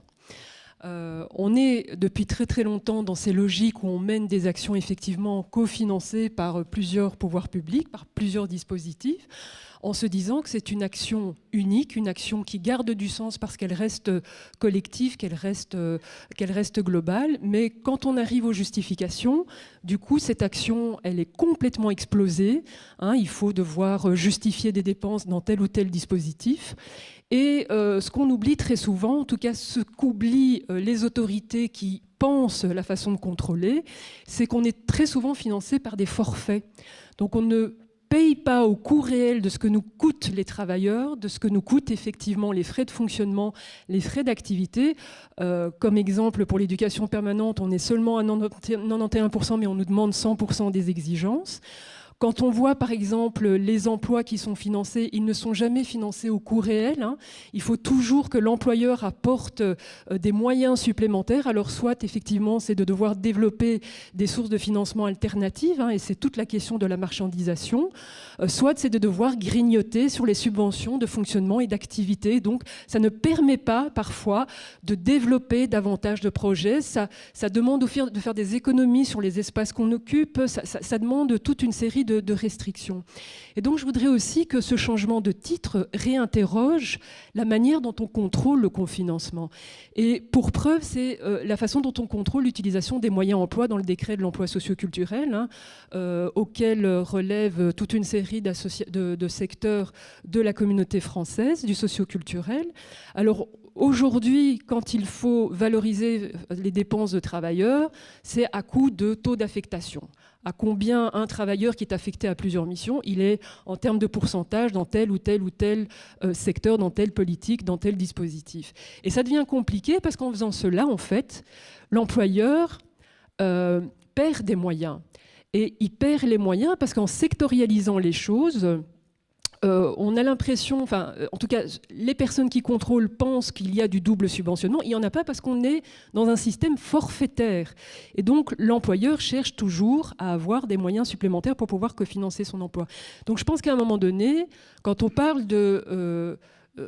d'associations qui étendent, qui déploient leur action dans toute une série d'autres secteurs, dans toute une série d'autres dispositifs, il faut aussi avoir, l'honnêteté intellectuelle de se réinterroger aussi sur la manière dont on contrôle ces cofinancements-là et de se dire, dans l'accompagnement qui est à assurer aux associations, c'est aussi peut-être de comprendre la manière dont ces emplois sont cofinancés, de ne pas être une logique comme ça sectorialisée et de se dire, mais même en étant cofinancé, on n'arrive jamais à avoir des subventions publiques qui financent la totalité de l'emploi.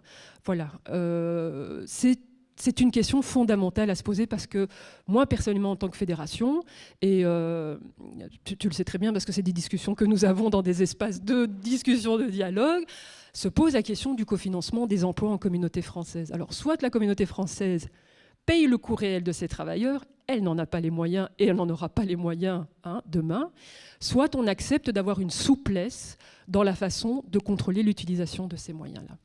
Merci Farah.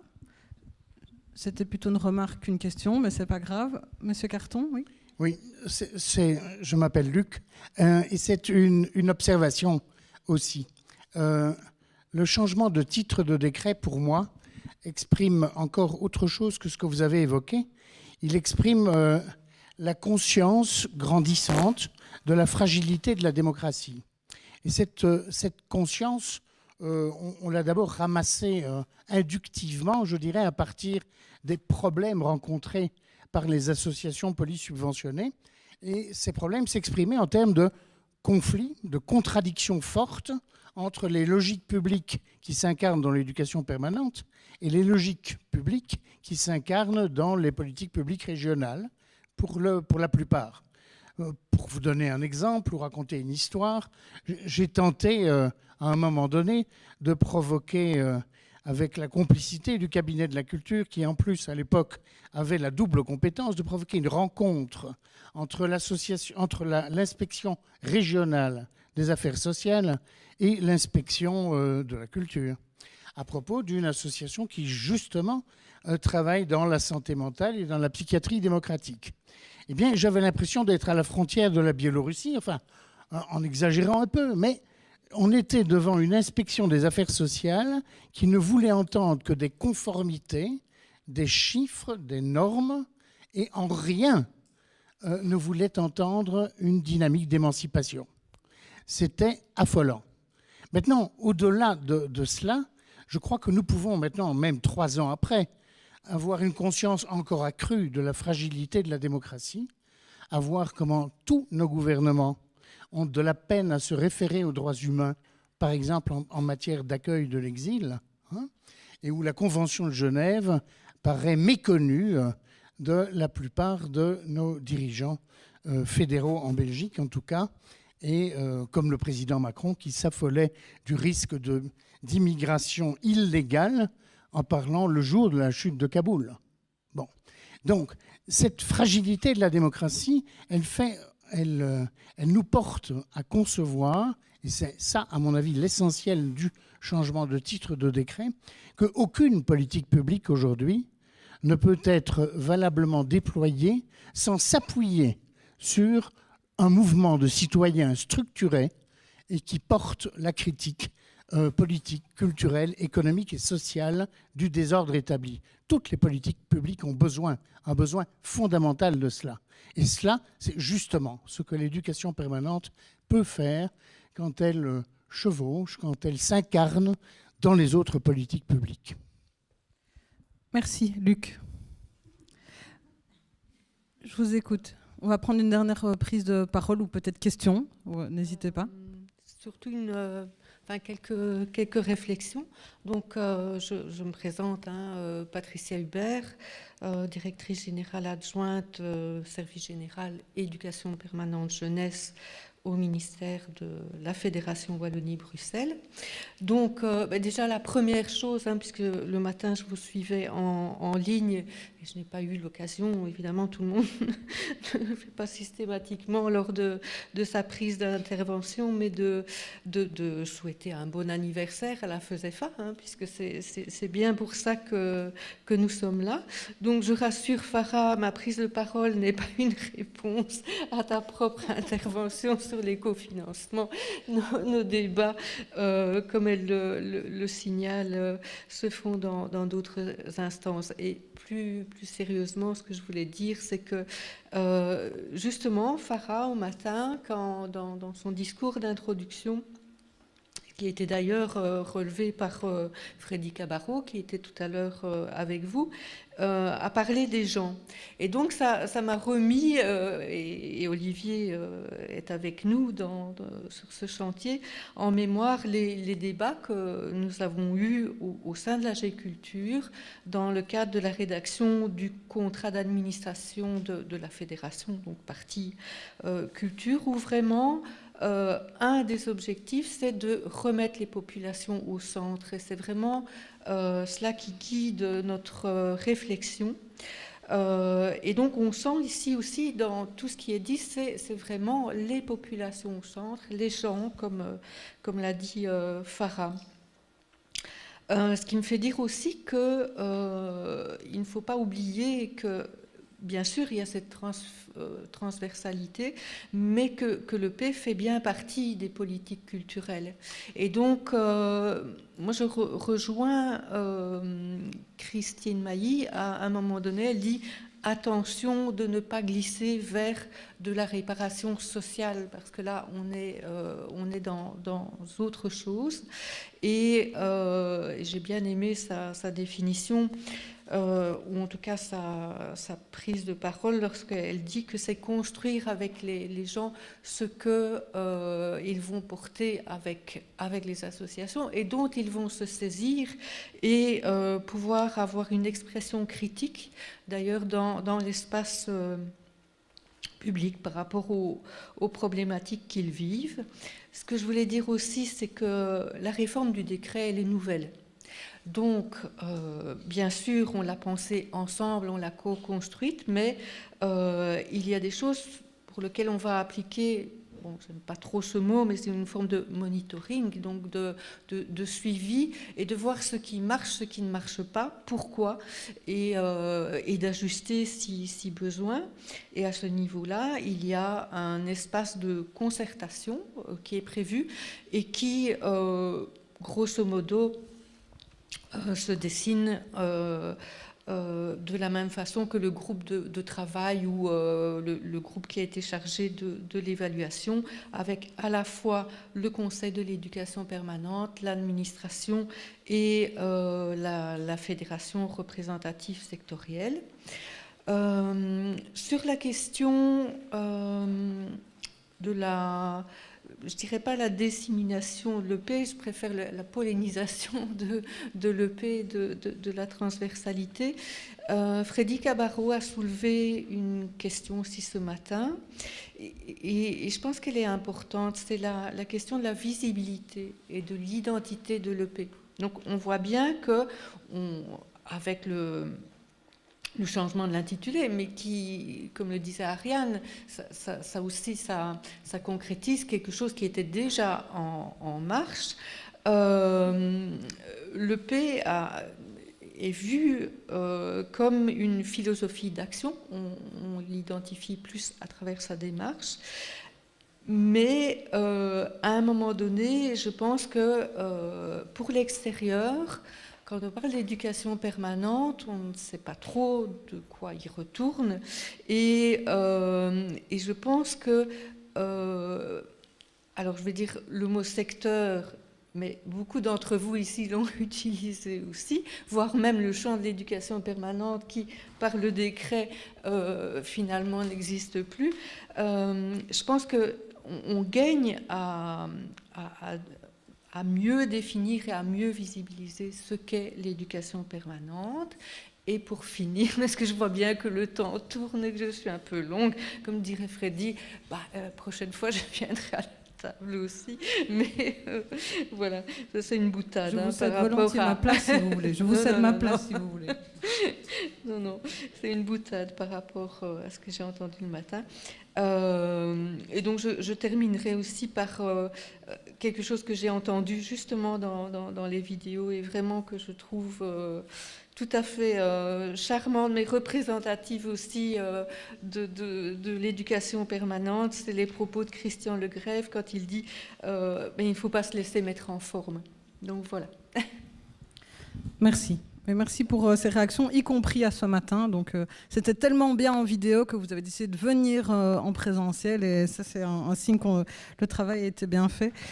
Alors, il n'y avait pas beaucoup de questions, il y avait beaucoup de remarques. Mais donc, j'ai pris des notes et peut-être vous demander si vous voulez réagir à l'une d'entre elles. Il y avait quand même une remarque préalable sur la question de la... Tout le monde n'est pas content, visiblement, de devoir faire de l'éducation permanente. C'est monsieur qui est derrière madame, donc voilà, il se reconnaîtra. Et peut-être une vision angélique de tout d'un coup de voir agiter la critique sociale pour des gens qui ne voient peut-être pas où est le problème de base, pour des secteurs. Et je fais le lien avec la question, avec la remarque de Farah, c'est-à-dire au final, si on veut qu'il y ait une forme de transversalité, si on veut pouvoir faire de l'éducation permanente, y compris où ce n'est pas l'éducation permanente, comment est-ce qu'on amène d'autres acteurs et représentants d'administration ou d'inspection d'autres secteurs à comprendre la logique de l'éducation permanente? Je pense que ces deux interventions font sens de comment finalement on fait de la pédagogie avec tous les acteurs, pas que les citoyens, mais aussi les acteurs plus administratifs et politiques. Alors, peut-être sur la première interpellation de monsieur, c'est sûr que j'ai pas dit et je ne dirai jamais que tout, qu'il y avait des rétifs nulle part, que tout le monde avait adoré l'analyse partagée du territoire dans les centres culturels, évidemment, donc c'est sûr. Mais on a observé un retour auquel on ne s'attendait peut-être pas nous-mêmes, qui est qu'il y a quand même eu plusieurs retours positifs et enthousiastes dans cette logique de retour, et c'est ça qui est intéressant, je pense, derrière, retour au métier de départ, au métier de base, ce qui soulignait aussi les évolutions de la professionnalisation et de la technocratisation de toute une série de processus qui ont éloigné peut-être aussi à un certain moment les métiers, les pratiques et les praticiens de ce cœur-là. Donc, je ne vous demanderai pas de qui il s'agit, parce que je vais laisser... mais je sais bien qu'il y en a qui n'ont pas été partagés cet enthousiasme, mais il y en a eu quand même. Donc, alors, sur la question de l'emploi, alors, je ne suis pas le mieux placé parce que l'inspection de la culture, il se fait dans le processus d'analyse des dossiers dans l'éducation parlante, ne regarde pas spécifiquement cet objet-là. Maintenant, j'élargis peut-être à la question de Luc sur cet enjeu-là. Il y a quand même une réflexion prospective qui va mériter, à mon avis, de nombreuses journées comme celle-ci, qui est le potentiel de régionalisation, notamment des matières culturelles, ou en tout cas de la fédération, qui nous attendrait, nous dit-on, dans les années qui viennent. Je pense que là, il y a un vrai travail de reformulation des valeurs, de tout ce qu'on vient de dire, du titre, du décret dans tous les sens, de tous les items, de tous les... Là, il y a vraiment un travail que les secteurs, les dimensions de la vie associative, mais des opérateurs culturels, de tous les secteurs, des administrations aussi, doivent pouvoir interroger pour les réaffirmer. Et ça touche à la question des inspections, évidemment. On essaye, comme Luc l'indiquait, il parlait presque au nom de l'inspection quand il s'exprimait, évidemment, puisque en tant qu'inspection de la culture, on essaye d'avoir des contacts avec nos homologues d'autres inspections, et c'est pas des mondes, ce sont des galaxies différentes.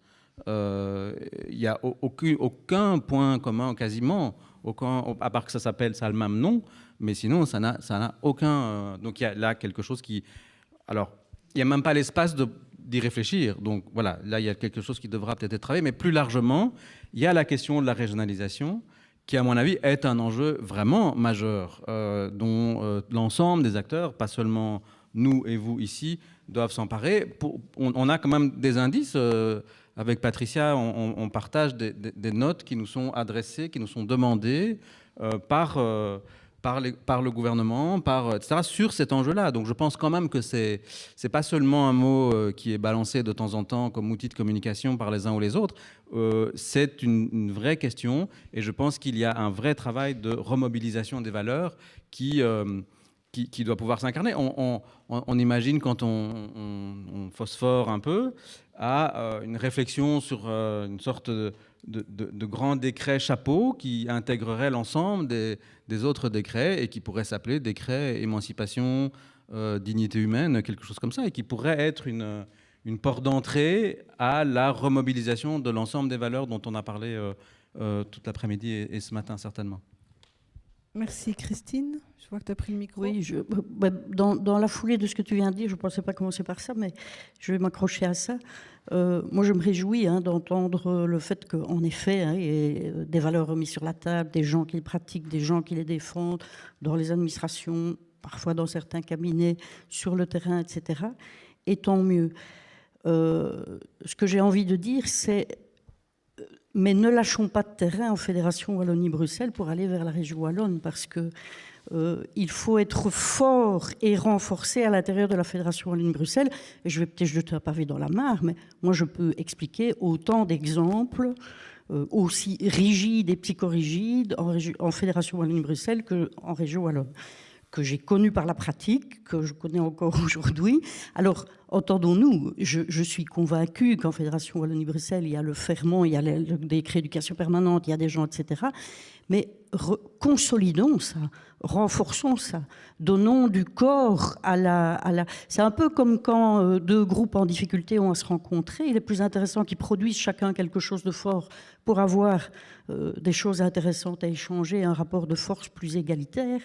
Et je pense que c'est important. Sinon, je crains en effet qu'il y ait un embarquement dans une dérive qui n'est pas souhaitable, mais pas plus loin que pour les inondations, pour dire que c'est dans les deux sens et qu'il faut balayer partout, il faut travailler partout. Et donc, on a une opportunité en fédération, avec ce décret, avec plein d'autres outils. Je vois, moi, sur les inondations, alors vous allez me dire, c'est bien sûr plein de matières de la région wallonne, etc., mais... En Fédération Wallonie-Bruxelles, c'est lundi qu'il va y avoir une première réunion sérieuse. Hein. C'est lundi. Voilà, je dis juste ça pour dire qu'il y a aussi des questions à poser dans ce jardin-là, parce que si on y va trop en se disant... c'est beau, quoi, de ce côté-là. Voilà, je m'excuse, je me permets de mettre un peu de poil à gratter, mais je pense que ça fait partie de la réalité, même s'il y a plein de choses qui avancent, et je suis d'accord. Et l'autre élément que je voulais dire, c'est clair, Patrick, qu'il y a des résistances sur le terrain pour toutes sortes de raisons, etc. Moi, j'ai l'impression que pour le moment, c'est intéressant, que ce soit pour des acteurs de la Fédération Wallonie-Bruxelles, de la région wallonne, de voir sur quoi on se retrouve dans le sens de la démocratie, dans le sens de partir des populations, dans le sens de constituer du droit. Et il y en a. Alors, mon point de vue, c'est toujours d'essayer de voir comment on fait masse critique de plus en plus entre ceux qui convergent dans cette direction-là, de nouveau pour créer un rapport de force. Et je voulais juste revenir sur l'urgence, et je suis d'accord avec tout ce qui a été dit, etc. Mais la population, aujourd'hui, elle a un besoin urgent de victoire, lié au droit qu'elle peut conquérir avec nous, grâce à nous, qui impacte leur vie quotidienne et la vie collective. Et là, on n'a plus beaucoup de temps. Et moi, personnellement, c'est ça mon moteur. Et le reste, c'est très important, mais j'ai envie de dire que c'est au service, de mon point de vue, de ça que ça doit s'organiser. Voilà, c'est mon point de vue. Merci Christine. Alors, je vais donner le mot de la fin à Ariane.